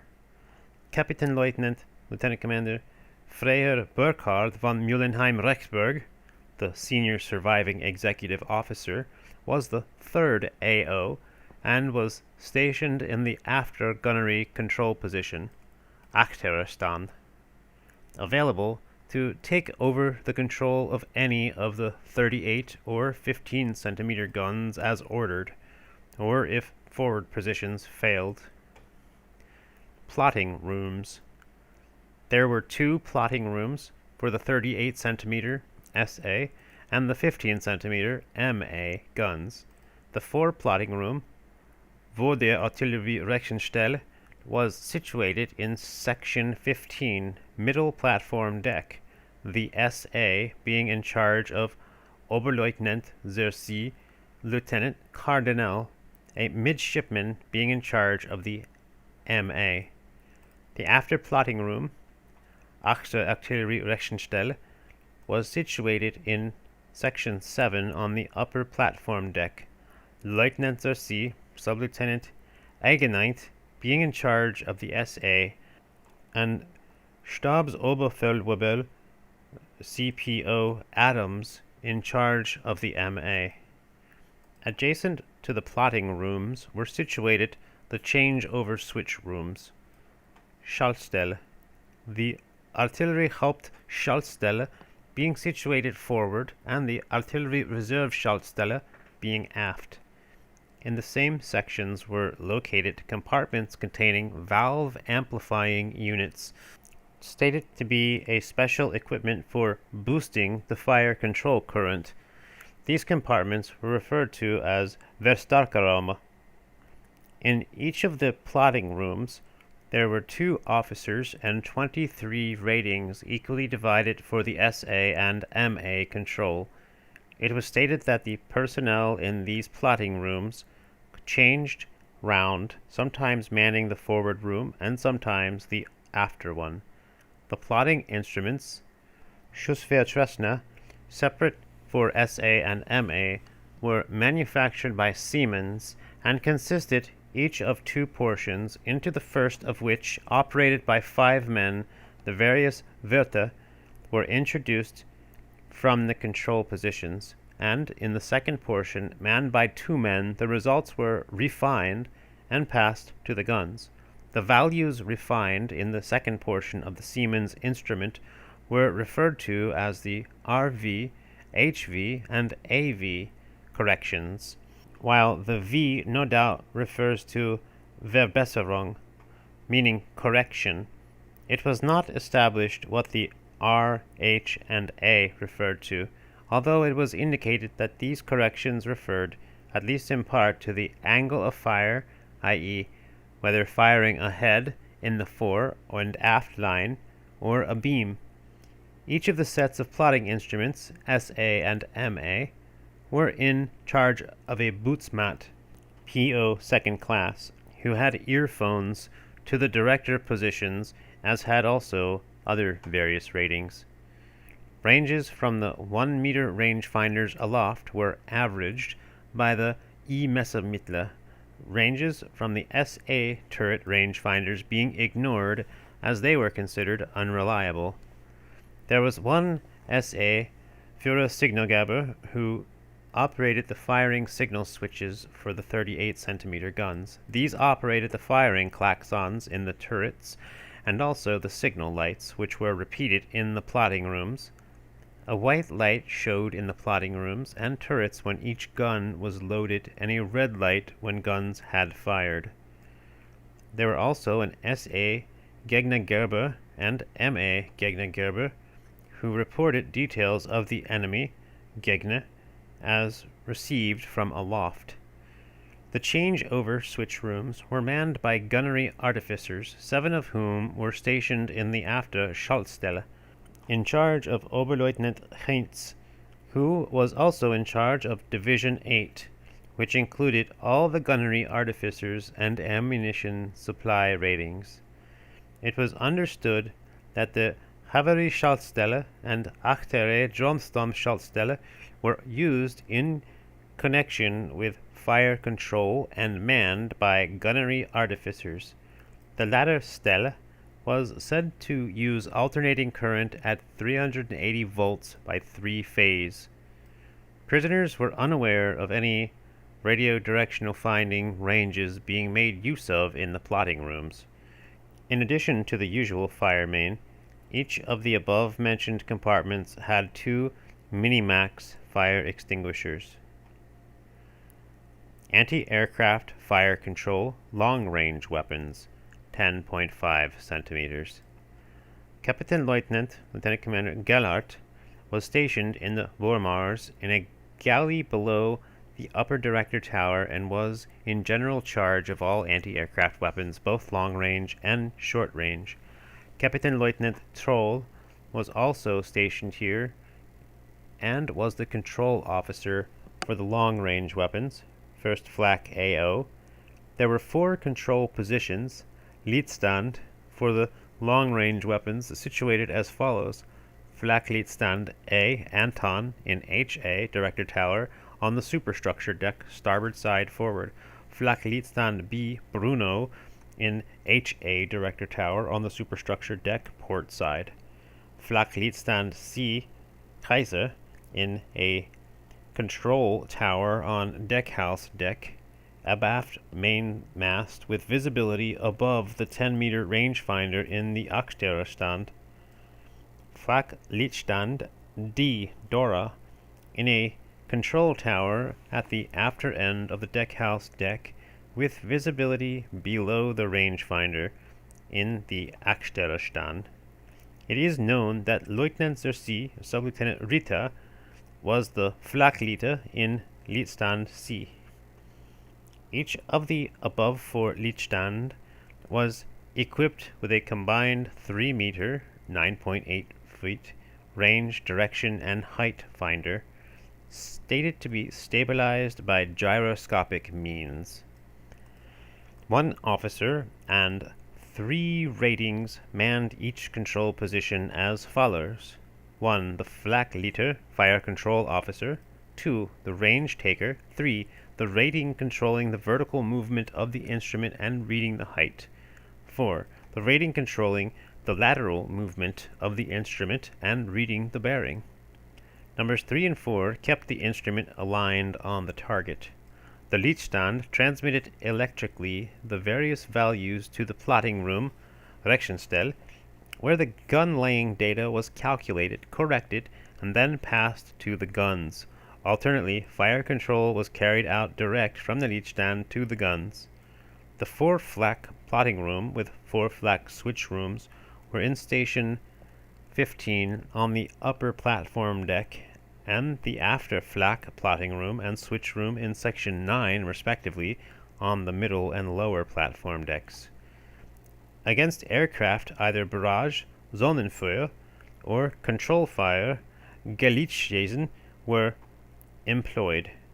Use was made both of aimed fire and of predicted concentration against individual aircraft. Barrages were used when simultaneous attacks were made by a number of aircraft, in which case the fuse settings for Zone 1 and 2 firing were predetermined, being dependent on the visibility, etc. If several aircraft were engaged simultaneously, the anti-aircraft weapons were divided into 4 sectors of 90 degrees and controlled by different Flaklichter. From that various control positions, at close quarters, firing barrages at direction of the officer in charge. Especially would this method be used against dive bombing, the practice being to put up a barrage as soon as the plane was seen tipping into the diving position, the reason given being that from that moment onward it would no longer change its direction. According to prisoners, the 10.5 centimeter guns did not fire at surface targets. Although prisoners stated that aircraft were not engaged with blind fire while still in cloud, this is not confirmed by Ark Royal, who reported that heavy and accurate anti-aircraft fire was experienced even when aircraft were in cloud at a height of 3,000 feet. Anti-aircraft fire control short-range weapons, 3.7 centimeter and 20 millimeters.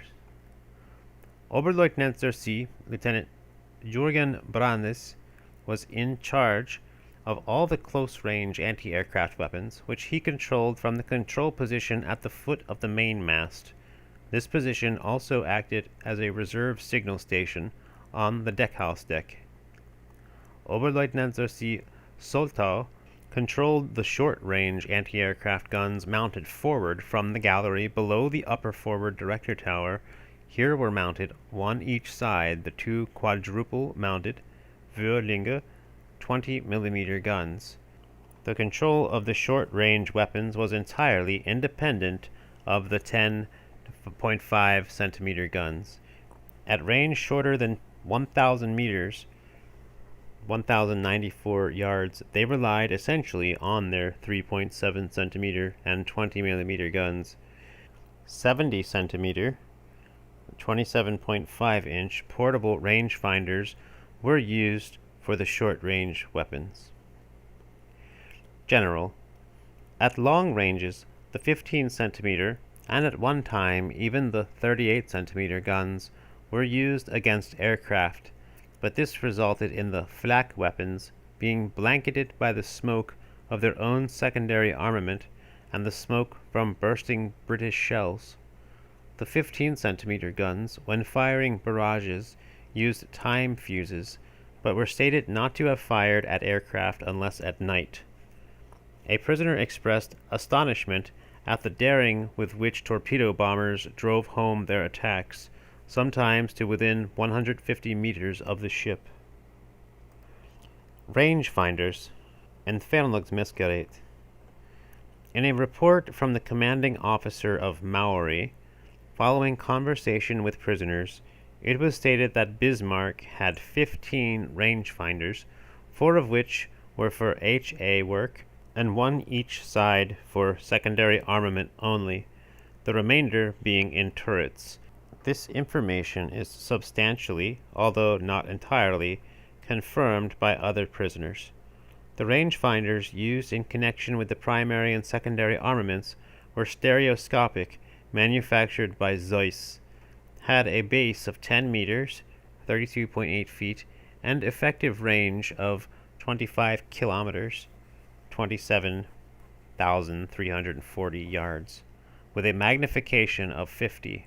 These rangefinders were situated as follows: 1 on the Voormars, above the upper director tower, 2 above the Vordere stand, lower fore director tower, 3 above the Achterer stand, after control tower, abaft the mainmast, 4 further 10-meter rangefinders were fitted, 1 in each of the primary armament towers.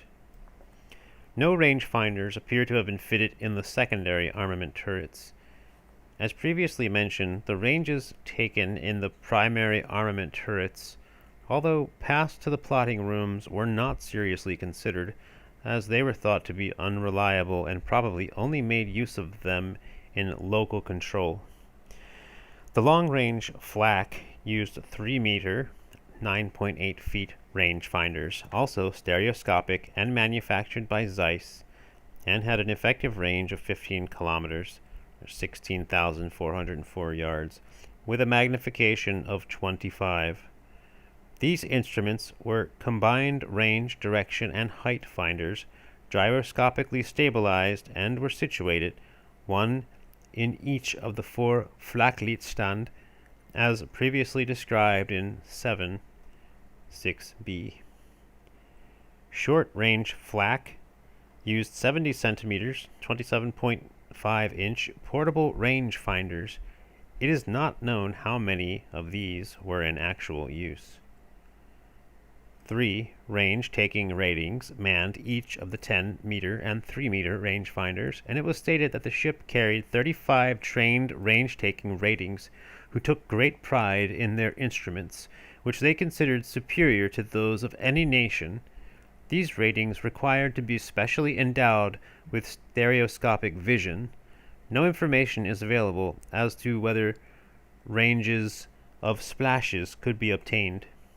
Kapitänleutnant Knapp was the rangefinder officer and in charge of all rangefinders and range takers.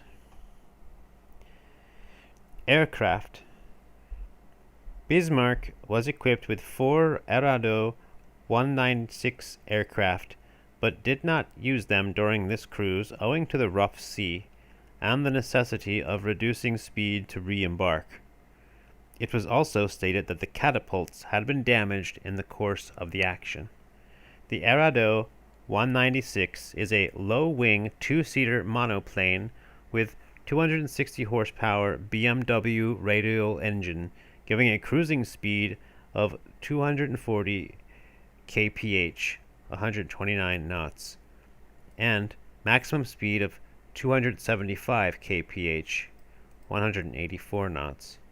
The ceiling is 16,000 feet, and range 3 to 5 hours according to speed. Petro tanks are in the floats. Total capacity 800 liters, 176 gallons. Petrol storage was provided in Section 10, starboard and port, on the lower platform deck outside the turbine rooms and protected on the outside by empty compartments, Flutzeil. The armament consisted of 2 machine guns and a 20mm cannon in each wing. A 50-kilogram bomb can be carried under each wing, which are of the folding type. A built-in camera using 9 by 12 centimeter films is fitted. 2 single hangars facing aft, one each side of the funnel, were fitted, and the forepart of the deck house on the superstructure abaft the catapults formed the hangar for the other 2 aircraft. Ship's boats were stowed above this deck house. The aircraft were run into the hangar's nose first, but could only do so with the upper propeller blade vertical. Aircraft could not be left on the catapult longer than necessary owing to the risk of damage by blast should the anti-aircraft guns have to be fired. 4 pilots and 2 GAF officer observers were carried. In addition to the 2 GAF officers, 2 naval officers flew as observers. The remaining personnel was 6 mechanics and an instruments mechanic. 6 naval ratings under a petty officer operated the catapults. The 2 catapults, stated to be capable of being trained 30 degrees and 40 degrees, were fitted on the superstructure deck between the hangars. Training was not used in practice, the ship being turned to enable the aircraft to take off into the wind. The cradle supported the aircraft under the cockpit and tail. The catapults were actuated by compressed air. Electrically operated cranes, used also for the boats, were used to lift the aircraft onto the cradle. Air pressure forced the catapult rails outward about 8 meters, or 26 feet, to project above the upper deck. Aircraft could be catapulted when the ship was making 20 knots. It was stated that the 4 aircraft could be airborne within 30 minutes. Aircraft, air crews, and technical ground personnel are supplied to ships of the German Navy by Gruppe 196. The 4 aircraft in Bismarck belonged to 5196, which is the Staffel based at Cherbourg. The crest of Group 196 is a seahorse.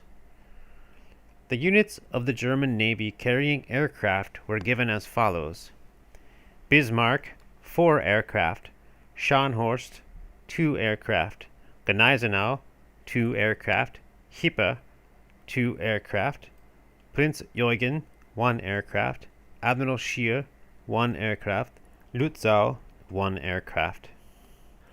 Damage Control Organization. The main Damage Control Center was in Section 14 on the upper platform deck next to the lower conning tower, Commando Central. Frigate Captain, Senior Commander Oels, the second in command, was stationed in the lower conning tower and was in charge of the damage control parties with an engineer officer. The Reserve Damage Control Center, Leckwehrhilfszentrale, was in Section 10, part of the Turbine Control Room Center, situated below the armor deck between the starboard and port turbine rooms. There were in all 6 damage control parties, Leckwehrgruppe, each 26 men in charge of a chief mechanician, each party being responsible for 3 or more of the main longitudinal sections of the ship. These parties were responsible for the pumping out or flooding of any compartment dealing with fires or gas, and also repairing leaks. Each damage control party included the following subdivisions: A. LA, Leck Arbeitsgruppe, Leak Party, 1 petty officer and 3 ratings to repair holes in ship's sides or compartments. B. BA, Brandabwehrgruppe, Fire Party, 1 petty officer and 3 ratings to deal with fires. C. GA, Gasabwehrgruppe, Anti-Gas Party, 1 petty officer and 3 ratings to deal with gas. D. P-Gruppe, Pumpengruppe, 1 petty officer and 3 ratings to undertake pumping and flooding.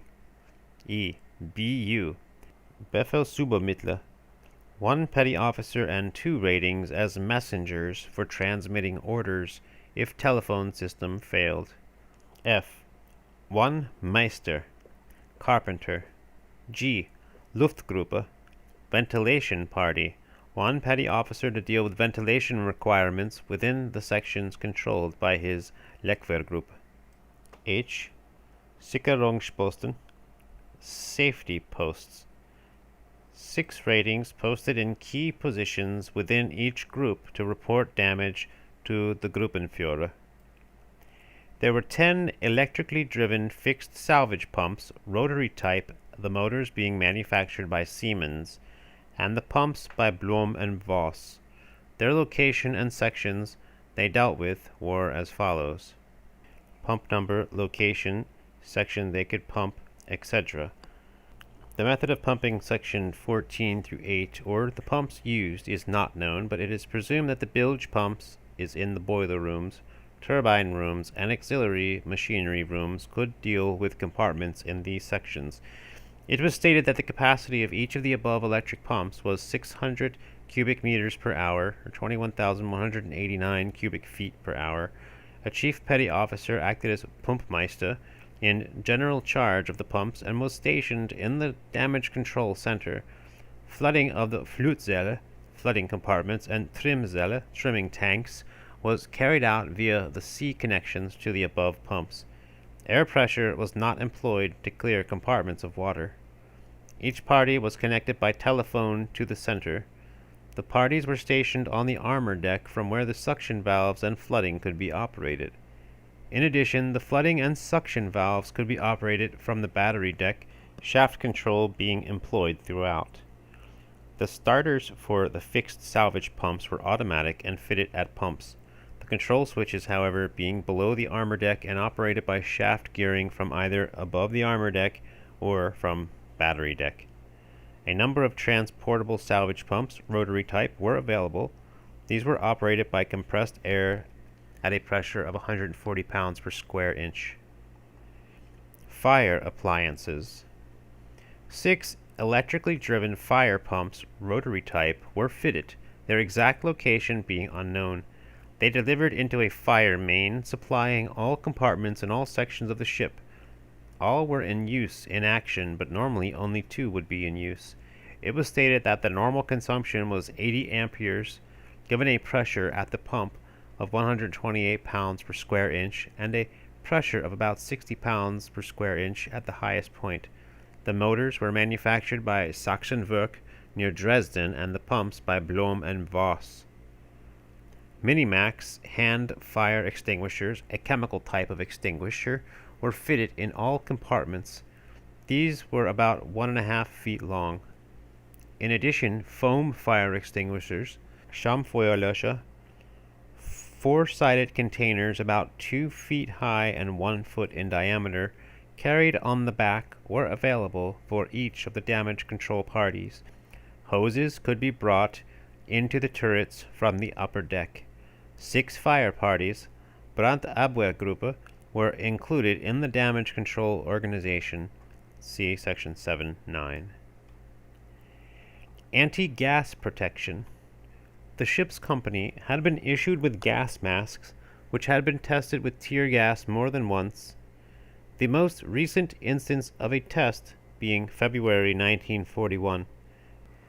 In addition, each man carried a tube containing Losantin tablets, which, when moistened and applied to the skin, prevents burning as a result of contact with poison gas, Blaukoruß.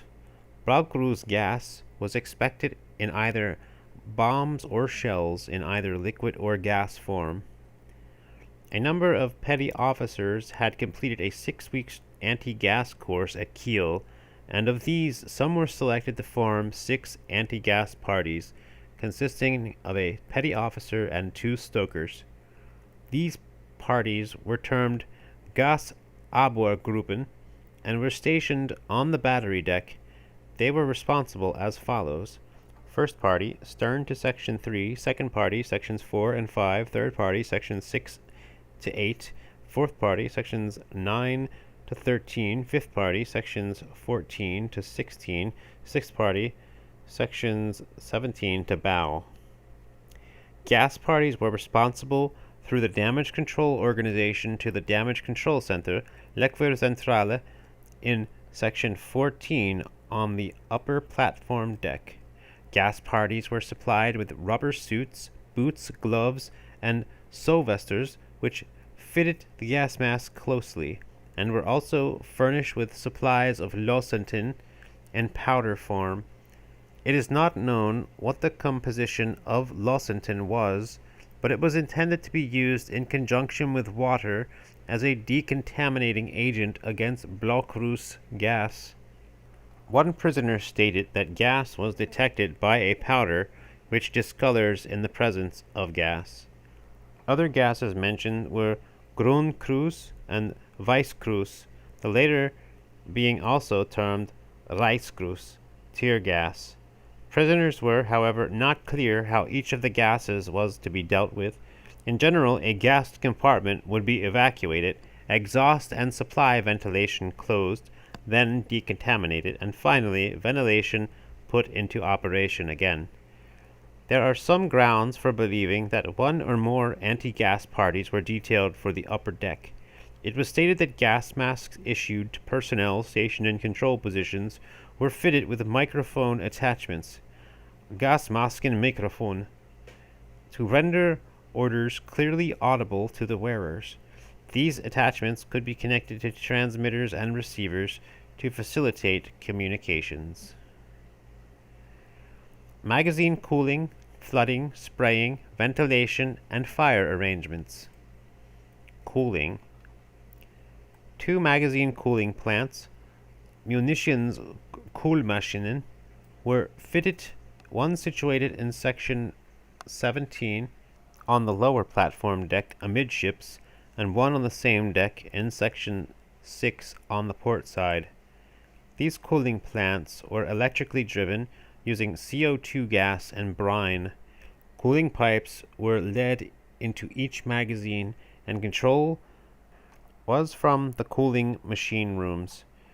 It was stated that in Aka thermostatic regulating system for regulating the temperature electrically operating was used. Flooding. Flooding valves were fitted in all magazines and could be operated either locally or from the main deck by shaft gearing. It was stated that the larger magazines could be flooded in 2 minutes. Spraying. In addition to magazine flooding arrangements, a spraying system, Berieselungsanlage, was also fitted. These sprays were fitted on the roofs of the magazines and could be operated for each magazine from the loading chamber and also by the shaft gearing from the main deck. It was stated that the supply for the sprays was from the fire main. Ventilation. The ventilation system is generally described in 7.13. Ventilation supply and exhaust valves were fitted to each magazine, but these could only be operated locally. The magazine temperatures obtained only within the magazines were logged each watch.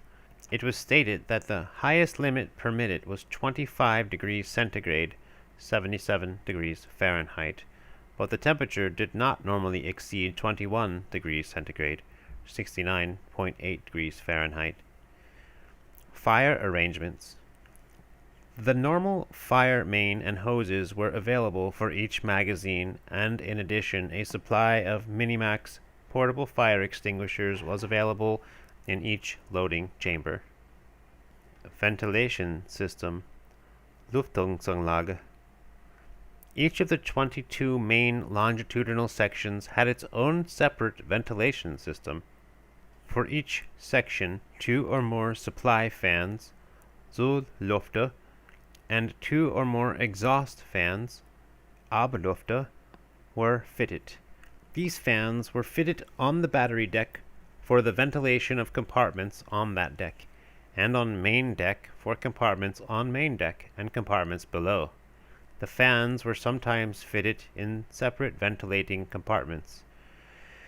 The largest of the main supply trunks, Schächte, were stated to have a sectional area of 60 centimeters by 60 centimeters, 23 inches by 23 inches, excluding those used in the turbine engine rooms and boiler rooms.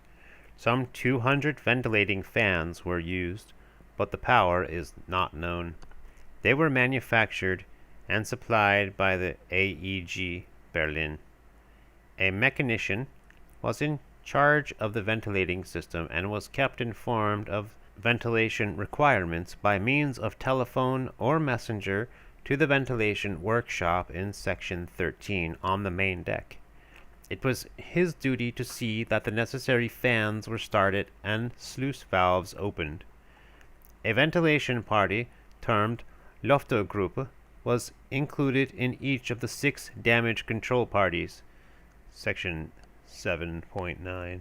Some of the living spaces and the turbine control room, Maschinenmaat, in section 10 could be supplied with cooled air, the coolers being supplied with water from the fire main.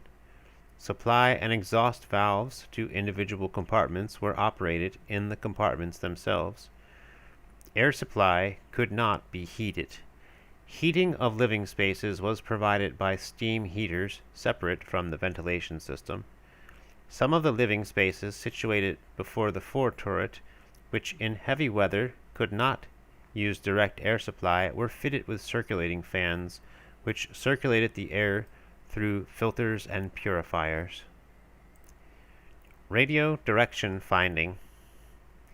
It has not been possible to obtain reliable information regarding radio direction finding from prisoners, as none of them was immediately concerned with this equipment, and regarding which the utmost secrecy is observed. This equipment is referred to as DT, the significance of these letters being unknown. Neither was any information obtained regarding wavelength employed. Prisoners interrogated had no knowledge of any small cone-shaped transmitters being fitted in the turrets or elsewhere. Several prisoners, however, referred to mattress types of aerial arrays being fitted aloft. These aerials were referred to as E-Mesgerät and were stated to be mattress-shaped, measuring 4 by 2.5 meters, or 13 by 8 feet, with a breadth of less than 3 feet. 2 of these aerials were stated to be fitted on the foremast, one operating to starboard, one to port, and a third was fitted aft, possibly on the Achterstand.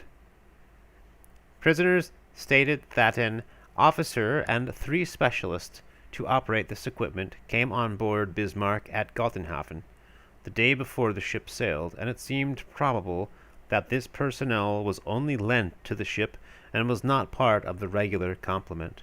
As ranges taken by this means were apparently not received in the plotting rooms, it is surmised that these ranges were reported direct to the gunnery control officers, who may have used them at their own discretion.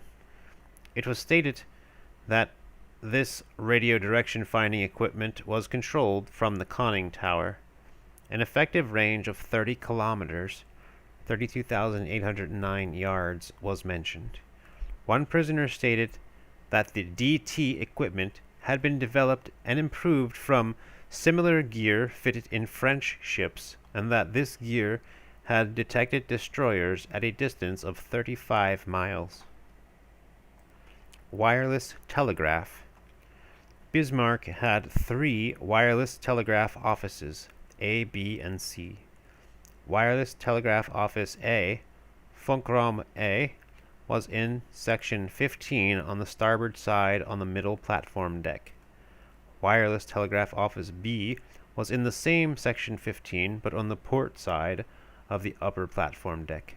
Wireless telegraph office C was in section 9 on the battery deck and was used in peacetime primarily for broadcasting music and news and dealing with non-secret signals. Meteorology. There were 3 meteorological specialists on board Bismarck, the senior of which was a Dr. Externbrink, chief meteorologist, and the junior lieutenant, Nautischer Assistant Lothar Balzer, who was the only survivor. This prisoner stated that he received weather reports from DDX near Berlin, which he had to decode and hand to his superiors. It is thought that this station was linked up with the Marine Wetterdienst, the naval meteorological station at Wilhelmshaven. Meteorological watch, Bordwettwarte, on board was carried out from a position in the Vormars. This organization had to report the weather to Germany every 3 hours, day and night, commencing at 0300 German summertime. This officer stated that strong winds from the northwest, strength 7-9, prevented aircraft and U-boats arriving as anticipated. He also mentioned that after the torpedo attack delivered from Ark Royal at 20:55, 26th May, a U-boat was in the neighborhood. It was stated that a meteorological station and school was established in Brest, where 22 men formed the staff. It was understood that the chief meteorological station, Hauptwetterdienstbureau, in Schiphol, Holland, telegraphed daily to Brest, the call, however, requiring 2.5 hours. Anti-mine devices. Bismarck was degaussed, apparently by coils round the ship, but no details are known. Ship was stated to be fitted with paravanes, Ottergerät, to be used both from bow and amidships. These had not been used during the final cruise, and had been exercised only once in the Baltic. A bow protection device, Bogschutzgerät, was fitted, whether for acoustic or magnetic mines is not known. It was used in mined areas. This device consisted of a tube about 2 feet in diameter and length 13 feet to 14 feet, fitted low down in a bow compartment, Bogschutzraum, in section 22. This tube had to contain some kind of electrical apparatus. Searchlights. Scheinwerfer. Searchlights, the largest of which were stated to have a minor diameter of 1 meter, 39 inches, were fitted, according to prisoners, in the following positions: 3 on the Vormars, 1 central and 1 on each side. On a platform abaft the funnel, 1 each side. 1 each side abreast the mainmast above the deckhouse deck. 1 further aft above the deckhouse. The searchlights, center, and workshops were situated in Section 7 on the main deck. Steering gear and compasses. Bismarck had 2 rudders. The rudder gear was fitted in Section 1 below the armor deck, starboard and port. The rudder motors, starboard and port, and hand steering gear, starboard and port, were in Section 2 on the upper platform deck below the armor deck. 1 motor could operate both rudders, but both motors were used in action. The rudder motors were controlled electrically from the steering positions. There were 7 steering positions in the ship, as follows: 1. The bridge, Friedenstand. 2. Admiral's bridge. 3. Upper conning tower, Voderer Kommandostand. 4. Lower conning tower, Kommando Zentrale. 5. After control tower, Akstererstand. 6. Turret B, emergency action position. 7. Hand steering compartment. It is not known whether there were magnetic compasses in position other than 1, 2, and 7. 2 gyro compasses, Anschutz Kiel, were fitted, 1 in Section 8 middle platform deck to starboard, and 1 next to the lower conning tower, Kommando Zentral, in Section 14 upper platform deck. Transformers gave an AC supply at 55 to 65 volts. Some 15 to 20 repeaters were operated. Smoke screen apparatus. Nebelanlage. Prisoners referred to a smoke screen apparatus which was apparently fitted in a tower, Nebelturm, probably on the deckhouse deck, in the after part of the ship. No information was obtained regarding method of operation. An attempt was made to use this apparatus after action with the Hood, so as to avoid further action with Prince of Wales, and to shake off shadowing cruisers, but owing to the mislaying of the necessary spanners, this apparatus could not be brought into use. A number of smoke floats, Nebelboje, were carried. These were stated to be drum-shaped and weighed about 200 weight each, 2 men being required to handle them. Oil fuel. In the course of a conversation, Kapitänleutnant von Meulenheim-Vrechberg mentioned that in order to sail from Gottenhafen during the night, Bismarck had been unable entirely complete with fuel. He stated that they sailed with only 6,000 tons instead of approximately 8,000 tons, and that they were in fact 2,000 tons short of full stowage.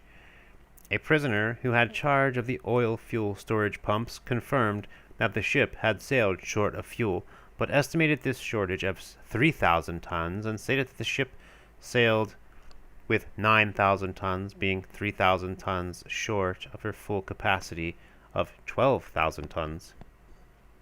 Calculations made at the Admiralty from an official sketchbook published by Blom and Voss, the builders, and obtained from one prisoner, estimated the maximum fuel stowage as 8,500 tons, including 1,750 tons, which could be stowed in reserve bunkers. It seems, therefore, reasonable to assume that the ship sailed with 6,000 tons and had a total capacity of about 8,500 tons. The prisoner mentioned in paragraph 2 pointed out that the apparently large capacity was due to the ship having been designed for a very large action radius. He gave fuel consumption as follows: 18 knots economical speed 200 tons a day, 24 knots 500 tons a day, 26 knots 700 tons a day, 31 knots 900 tons a day. If these figures can be accepted, it may be deduced that from the time of sailing from Gotenhafen at 0200 19th May until the morning of 27th May when sunk, she used possibly 4,500 tons. It was further stated that owing to damage received during action with Hood, fuel bunkers in section 14 and 15 sustained entry of water, and likewise fuel in sections 20 to 22 could not be used owing to the inaccessibility of the suction valves through flooding. Thus about 1,000 tons, so it was stated, became unavailable. Accordingly, if she sailed with 6,000 tons, it seems probable that on the morning of 27th May her available fuel was down to about 500 tons and barely sufficient to take her to a French port. The shortage of fuel in Bismarck is confirmed by statements of prisoners who referred to signals made on 26th May to Gruppe West urgently requesting fuel, Brennstoff Ergänzungsdringend, and to which a reply was made that the Ermland had already sailed. Fuel stowage. A number of compartments in sections 1, 2, 3, 4, 20, 21, and 22, which normally were intended for trimming the ship, Trimzelle, could also be used for fuel, Reserve-Heizvorratbunker. That normal stowage bunkers, Heizvorratbunker, were in the double bottoms and in compartments outside the torpedo longitudinal bulkheads up to the slope of the armor deck, each side, the latter bunkers having empty protective compartments outside, Flutzellen, and action bunkers, Heizölgefechtvertragsbunker, or ready-use bunkers, were those in double bottoms below the boiler rooms in sections 11 and 13. Fueling at sea. Fueling at sea from tankers had been frequently exercised in the Baltic. It was stated that a number of 8,000-ton turbine-driven tankers had been completed just before the war, that they had a speed of 25 knots, and that under favorable conditions fueling could take place at 15 knots, the tanker normally keeping station ahead of the ship being refueled. Bismarck had 2 oil fuel storage pumps, Heizölförderpumpen, one in section 6 on lower platform deck starboard and one in section 15 lower platform deck to port. These were electrically driven geared pumps, maximum revolution 6,000 per minute, with a current consumption of 460 amps, giving a pressure of 150 pounds per square inch. It was stated that an 8,000-ton tanker could be emptied in 12 hours. The tanker's pumps and those of the Bismarck being used simultaneously. The fuel supply hoses, Obernahmeschlauch, were 5 meter, 16 feet, sections, and at each coupling was an eyelet through which a wire hawser about 1 1/4 inch diameter passed, which took the strain off the hose. The diameter of the supply hose was about 6 inches. The hose was led from the stern of the tanker through Bismarck's hawse pipe, the length of hose used being 150 to 200 meters, 492 feet, 656 feet. The hose could take a pressure of 140 pounds per square inch. One oil fuel supply stand pipe, Oilleitung, passed through section 21 and another in the after part of the ship. Messing, canteens, galleys, and refrigeration.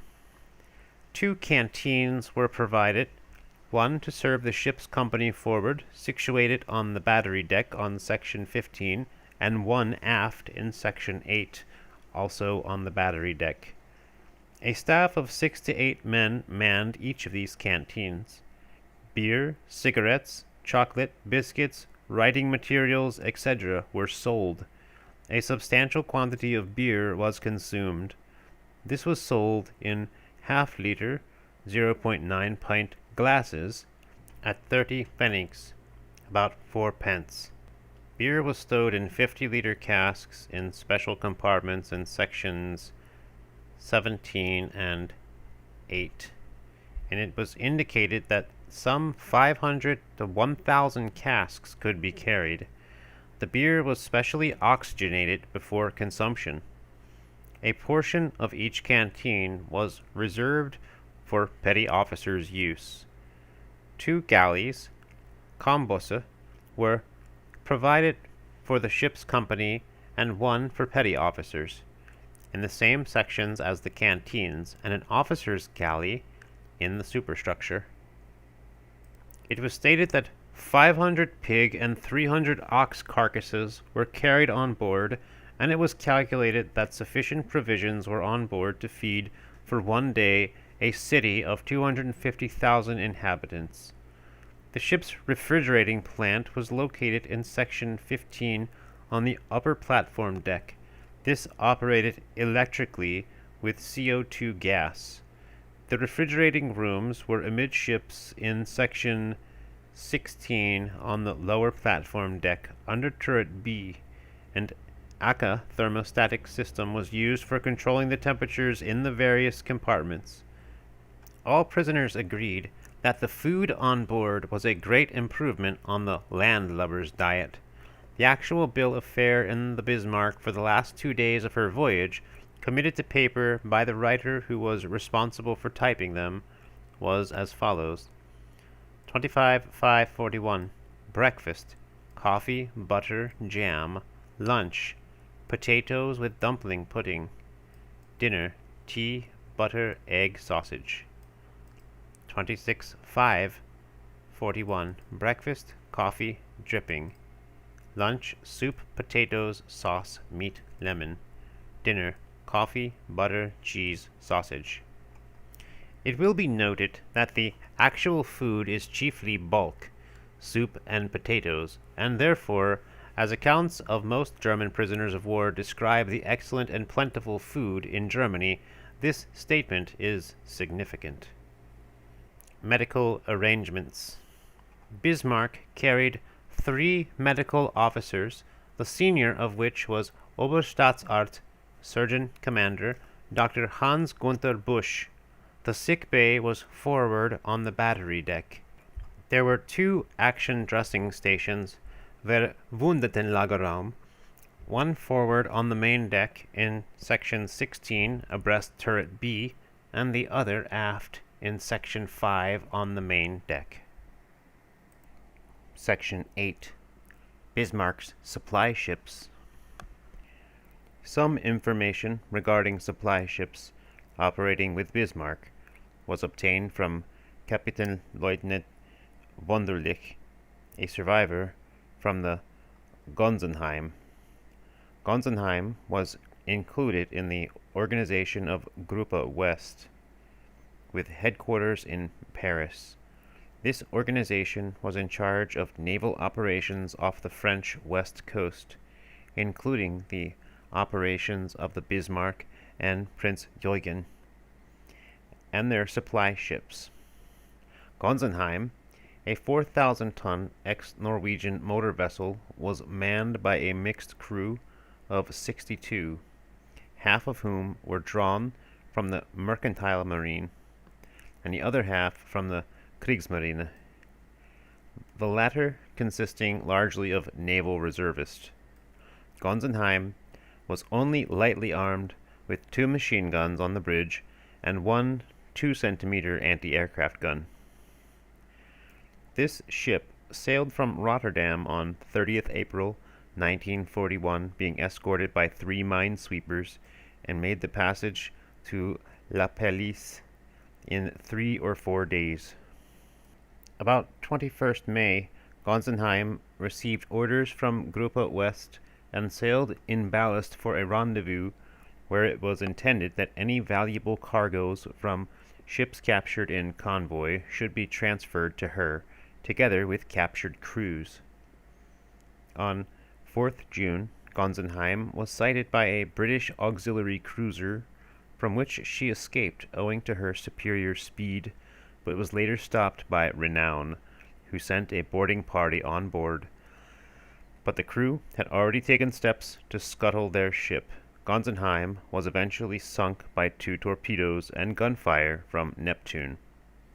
According to Wunderlich, tankers and supply ships were allotted certain areas by Gruppe West, and the warships concerned would rely on meeting their supply ships within the area specified on certain dates. Gonzenheim had intercepted a message from Bismarck to Gruppe West requesting fuel, to which Gruppe West had replied that the tanker Ermeland had already put to sea. It seems probable, however, that Ermeland returned to port after the sinking of Bismarck. Wunderlich referred to a further vessel, the Côte Penang, which had previously sailed under Norwegian or Dutch colors. It was stated that this ship was in command of Captain Lieutenant Horst Heinecke, who had recently served with Wunderlich in the Gneisenau. The Côte Penang sailed from Rotterdam for La Pallice, where Heinecke procured the papers of the Cotenupin, which had previously been sunk, and as which ship he now masqueraded. The Côte Penang sailed from La Pallice about the same time as the Gonzenheim, and, it was suggested, with the same mission. A former fishing vessel, the Sachsenwald, was reported by prisoners to have been operating from Bordeaux as a weather reporting vessel, and was ordered about 26th May to proceed to the scene of the action between Bismarck and the British naval forces to carry out rescue work. At the same time, the Spanish cruiser Canarias had been requested by the German naval authorities to assist in this work. Sachsenwald was the first to arrive on the scene and succeeded in picking up 100 survivors, whereas Canarias, on her arrival, found only some 100 floating corpses. The 100,000-ton tanker Friedrich Bremer was reported to have arrived at St. Nazaire about the middle of April from the Atlantic, where she had oiled the battle-cruiser Gneisenau. After approximately a month at anchor in the mouth of the Loire, she completed with fuel 8,000 tons and sailed for the Atlantic to oil either the Bismarck or Prince Eugen. This ship was intercepted by Sheffield and sunk at 1849, 12th June 1941, in position 44 degrees by 48 north, 24 degrees 00 west. Section 9. Other German main units. Tirpitz. According to various prisoner statements, Tirpitz arrived at Gotenhafen for trials in January 1941. Although reported to have been in Dockyard's hands in April, she was again undergoing trials in May in Danzig Bay. Tirpitz was seen for the last time by members of Bismarck's crew on or about 16th May, when both ships were underway. From prisoners' statements, it seemed unlikely that Tirpitz would be ready for sea until September. Prisoners expressed the opinion that Tirpitz was identical with Bismarck, although no doubt minor improvements would be embodied. Tirpitz would in any case be obliged to return to Hamburg after trials in the Baltic. Graf Zeppelin. Most prisoners agreed that the Graf Zeppelin was lying in Gotenhafen when Bismarck sailed on the 19th May. No work was being done upon her, and it was not intended to complete her. Although the guns had previously been mounted, they had since been removed. Lützow. Lützow was reported by prisoners to have been in Kiel in February 1941, and later to have been carrying out trials off Danzig, although her exact location when Bismarck sailed on 19th May is not known. Cruisers. It was stated by prisoners that Köln, Leipzig, Nuremberg, and Emden had not made any war cruises since April 1940. One prisoner of war who had served in Köln from July 1940 to April 1941 stated that this ship was in the Baltic together with the other cruisers mentioned above. For the most part, they were in Schweinmunde and Kiel, and before Bismarck sailed in Gottenhaven. Both Emden and Leipzig were being used as training cruisers, and it was stated that Leipzig had never properly recovered from being hit by a torpedo during the Norwegian campaign. This ship was stated to be incapable of more than 15 knots. NID note: these two ships are considered now operationally available. Schlesien and Schleswig-Holstein. Schlesien and Schleswig-Holstein had been seen in Gottenhaven shortly before Bismarck sailed. These ships were stated to have played some part in the Norwegian operations of April 1940, but have since been used only as training ships. It was stated that the 15-centimeter guns from Schleswig-Holstein had been removed and mounted in merchant vessels. Seydlitz. Captain Lieutenant von Mordenheim-Rechberg stated that the next German warship to be completed would be the 10,000-ton cruiser Seydlitz. Karlsruhe. A prisoner stated that the Karlsruhe, whilst off Christiansand on 9th April 1940, had been hit by a torpedo from a submarine. The ship had heeled over to starboard and sunk. The crew was rescued by 2 torpedo boats, only 11 men being lost. Previous to that, Karlsruhe had made no war cruise. Großdeutschland. The Großdeutschland, a larger ship than the Bismarck, which had been laid down at Bloemenvoss, Hamburg, was, according to one prisoner, being dismantled. Section 10. U-boats and other vessels. U-boats. Captain Lieutenant von Mordenheim-Rechberg stated that at present, in Germany, only U-boats and destroyers were being built, and he emphasized the shortage of officers for the U-boat arm, necessitating the inclusion of many older officers in this branch of the service. Another officer mentioned that naval officers previously serving with the GAF were now being transferred to U-boats. This is known to be a fact. Apart from a statement that 3 500-ton U-boats were seen at Gottenhaven prior to Bismarck sailing, most of the information regarding U-boats concerns prisoners' observations while in Hamburg. It was stated that during Bismarck's period in Hamburg, from December 1940 to March 1941, 10 completed 300 or 500-ton boats were seen leaving the yards. As, however, according to a prisoner, the whole area was jealously guarded. Not much reliance can be placed on these statements. It was variously stated that 25 to 50 boats were being built at Hamburg, some of which at Blom and Voss yards, where said to be one boat was completed every week.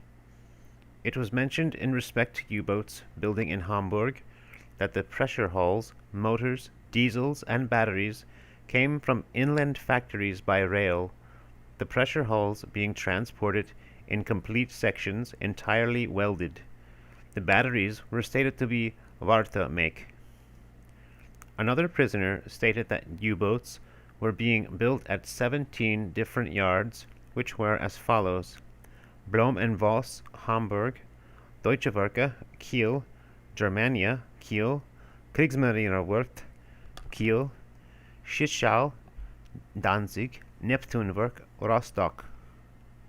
The other U-boat building yards were at Pillau, and other small Baltic yards, of which mention was made of Lübeck, where it was stated 500-ton boats were being constructed.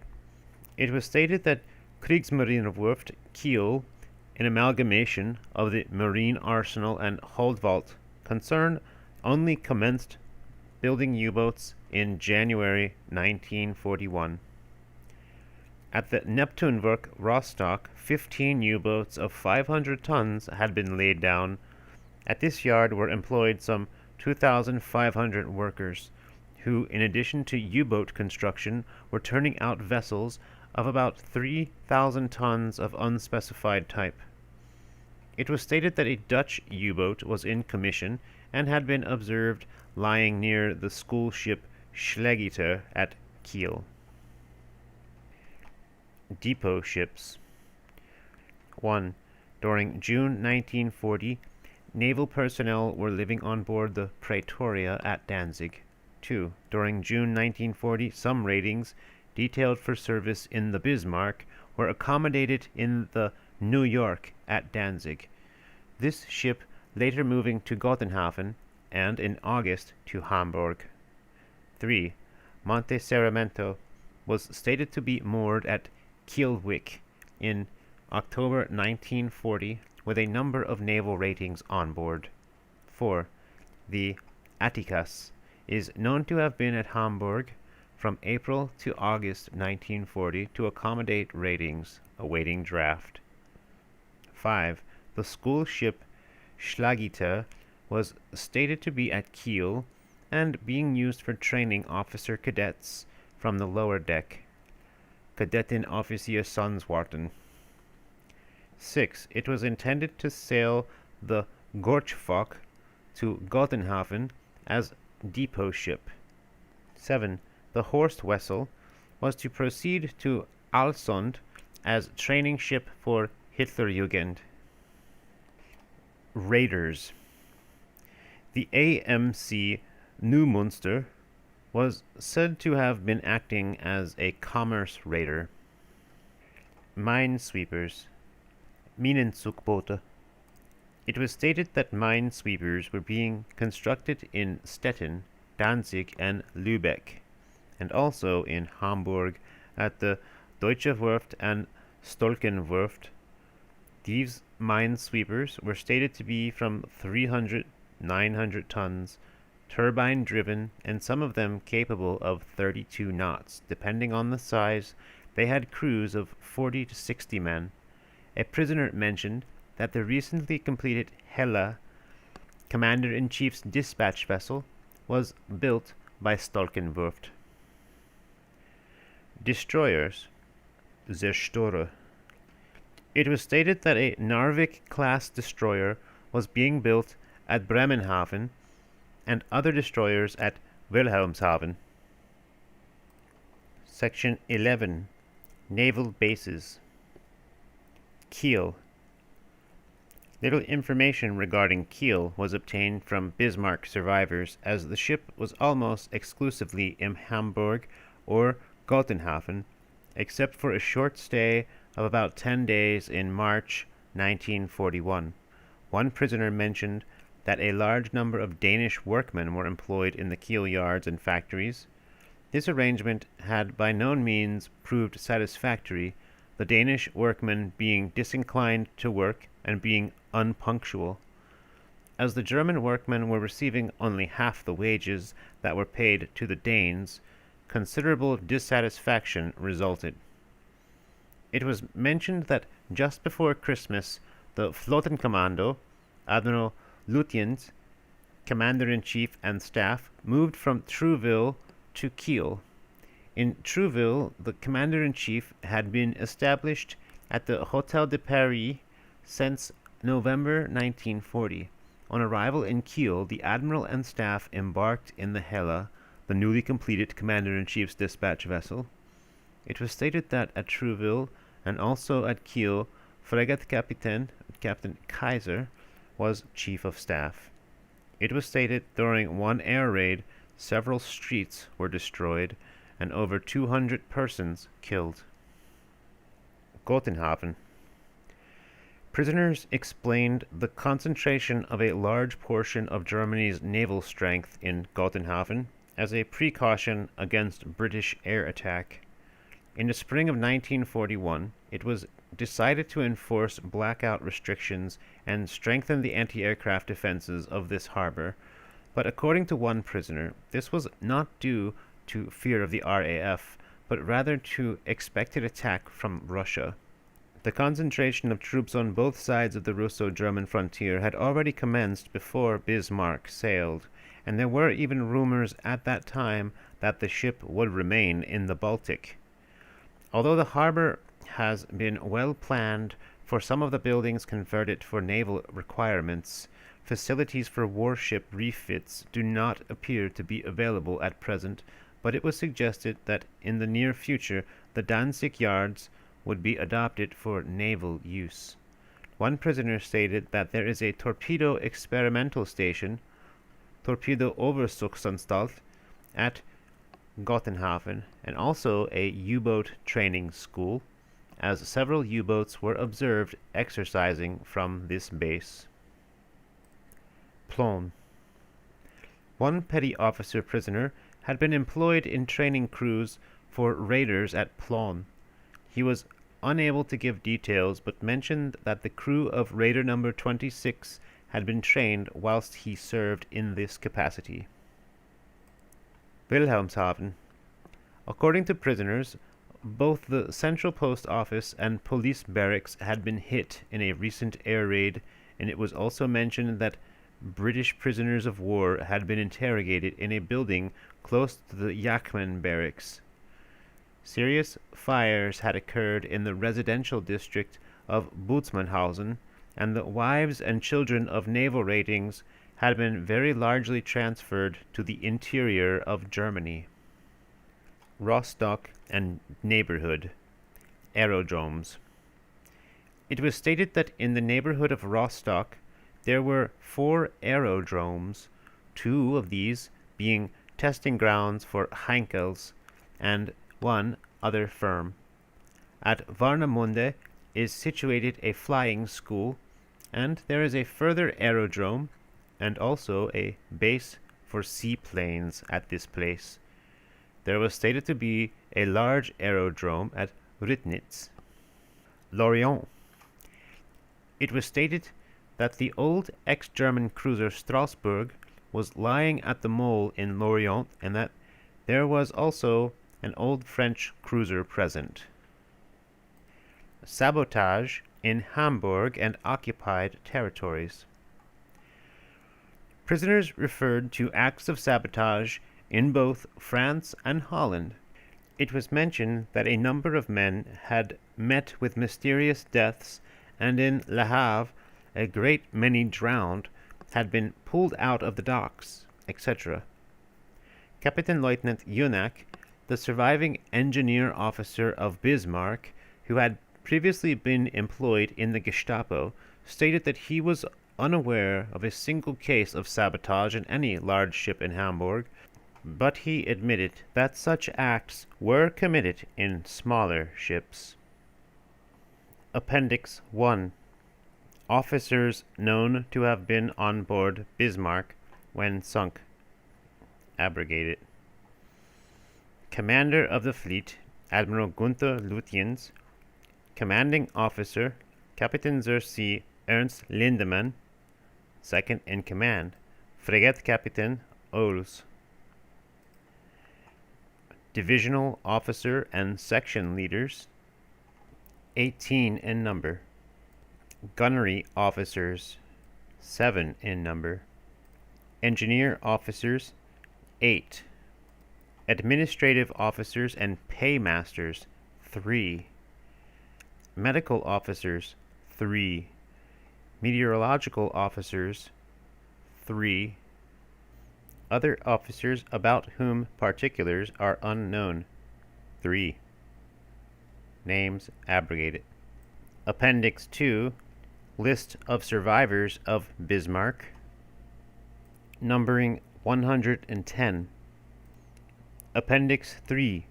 Translation from a diary belonging to Maschinenmaat Willi Gräf. On Monday, 19th May, 1941, we prepared for sea at 0200 in the harbor of Gotenhaven and proceeded at 27 knots on a westerly course. At 0930, the ship proceeded to the northward of Bornholm, Danish. At 11:30, we proceeded at from 9 to 12 knots into Kiel Bay. The following ships assembled: Bismarck, Prince Eugen, 2 mine bumpers, destroyers Friedrich Eckholt and Hans Lodi. The squadron passed the lightship Fernharm Belt at 2100. From this point, course was steered to the Great Belt.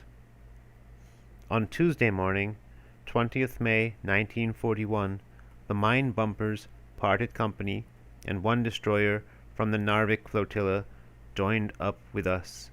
Course was continued at 17 knots through the Kattegat to Skagen, 3 minesweepers ahead of us. At 13:45, 3 drifting mines were sunk by fire, and the alarm was given, close watertight doors. After this, the minesweepers parted company, and the 3 destroyers acted as a screen for the Bismarck and Prince Eugen. At 20:30, war watches were set. At 20:50, the squadron passed Christiansand, 3 destroyers ahead, then Bismarck and Prince Eugen in line ahead. At 22:45, the last German minefield was passed, and British reconnaissance aircraft sighted in Bergen. 21:41, off Bergen on the Norwegian coast. 02:45 to 08:30, clear for action. At about 11:15, we entered a fjord to the southward of Bergen and anchored at a distance of from 500 to 600 meters from the shore. Alarm. Enemy aircraft from 13:30 to 13:45. The weather was perfectly fine, so that we could lie on the forecastle in sports kit. The fjord is surrounded by rocks. 18:30. Prepared for sea again and sailed at 19:45. 1 hour later, we were off the entrance of Sonja Fjord, and we dropped the pilot there and proceeded at 24 knots. 22:5:41, 0300, the destroyers parted company. We proceeded on a northerly course, and at 0700 we came in sight of Trondheim. 12:45, submarine alarm. Proceeded the whole day at 24 knots. In the evening at 2100 we were in 68 degrees north and 2 degrees west. 23:5:41, 0100, our course is 266 degrees. Proceeded through the Denmark Strait between Iceland and Greenland. 0400, speed 27 knots, ship's position 180 miles northeast of Iceland. 0710, position 68 degrees north and 11 degrees west. 10:30, position 68 degrees north and 15 degrees by 30 west. 12 o'clock. The clock was put back 1 hour. 12:40, course 250 degrees, speed 24 knots. 1900, clear ship for action, 1 cruiser of the London class in sight. She proceeded on a parallel course at 24 knots. Bismarck overhauled her. The gunnery officer received permission to open fire and fired 3 salvos. The cruiser disappeared out of sight, and later on 4 cruisers were in the vicinity, and 2 cruisers open-fired on each other. Later on, the cruisers were astern of us, and a periscope was sighted. The submarine submerged, and the cruisers disappeared out of sight. 22:15, action ceased. 22:30, ship's position 66 degrees north and 28 degrees west. 24:5:41, 04:43. Alarm, and at 04:40 the enemy opened fire. There were 2 battleships. Bismarck returned the fire. At the first salvo, the hood was struck and set on fire. After the second salvo, the ship blew up and sank within 6 minutes. The second ship was also on fire and turned away. 0500. Alarm. Enemy aircraft. The enemy came up with 10 aircraft and endeavored to deceive us by firing our recognition signals. They were, however, recognized and driven off. At 1507, ship's position was 59 degrees north and 36 degrees west, course 180 degrees. 1550, course 180 degrees. 2212, position 51 degrees north and 36 degrees west. 2235, 20 torpedo aircraft, 18 torpedoes fired. 25:5:41, position of ship 56 degrees north, 35 degrees west. Ship's position 54 degrees north and 34 degrees west. 1620, position 52 degrees north and 28 degrees west. 1920, 52 degrees north and 27 degrees west. On 25th March 1941, from noon onwards, the enemy was out of sight. 26:5:41, 0400, action stations. 0700, enemy squadron in sight in the distance. 0930, aircraft alarm. 10:26, 6 torpedo aircraft. 1200, submarine surfaced and fire was open on her. Doubtful whether she was sunk. 13:30, British aircraft report by wireless telegraph that they are being attacked by German fighters. Position of ship 48 degrees north and 14 degrees west. 16:30, course 120 degrees. Diary ends. Appendix 4. Translation of a diary belonging to another survivor of Bismarck. 19:5:41. 0200, left Gottenhafen. During the night of 19th-20th May, passed through the Great Belt into Kattegat. During the day of the 20th, up till 0500 of 21st May, passed through the Skagerrak and off the Norwegian coast. 20:5:41. 2000, anchored. 2200, weighed anchor. Proceeded on a northerly course.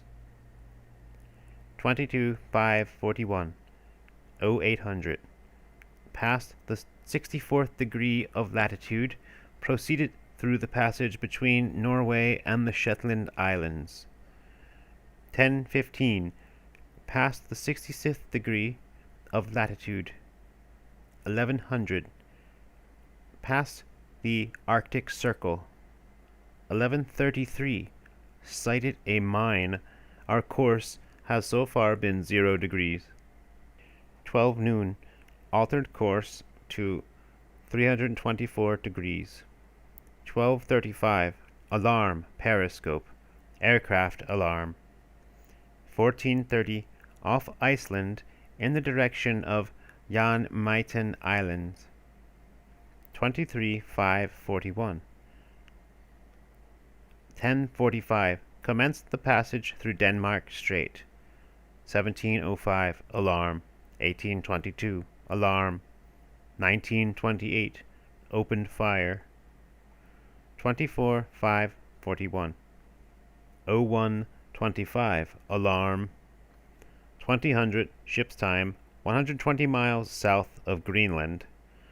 0500, alarm. Battlecruiser Hood sunk after 6 minutes. Range 18,000 to 20,000. 0507, sunk off Iceland, 42,100 BRT. Great jubilation. Prince Eugen, proceeded away to refuel. We are alone with 5 enemy units. 1750. Action with a heavy cruiser of the London class, but she turns away. 2305. Attacked by torpedo, which passes us to starboard. Attacked by bombs and torpedoes. During the course of the afternoon, we shot down 4 enemy aircraft. 25-5-41. 0003. 2 bombs were dropped, but without doing any appreciable damage. Of 16 torpedoes, none did any damage except 2 which struck the side of the ship, but without penetrating. The ship was steered from compartment 2. 1 casualty. 1150. The Commander-in-Chief addressed the crew. 1850. Bismarck has reached the declared area of German U-boats, but there is little chance of meeting with British main forces, but it is probable that German U-boats will be encountered. 1300. Ship's position 53 degrees 56 north and 30 degrees 27 west. 2000. Ship's position 52 degrees by 15 north, 27 degrees 16 west. 25-5-41. 0400. Ship's position 58 degrees by 16 north and 23 degrees by 16 west. 0600. Ship's position 49 degrees by 48 north and 23 degrees by 42 west. 0950. Aircraft alarm. 1040 to 1100. Aircraft alarm. 1115. Aircraft alarm. 1655. Sighted small cruiser of the Southampton class, but she turned away. 1700. Ship's position 480 miles west of Finisterre. 1840. Battleships Nelson and Rodney are 240 miles astern of us. They have apparently made an error in our course. Luck is essential.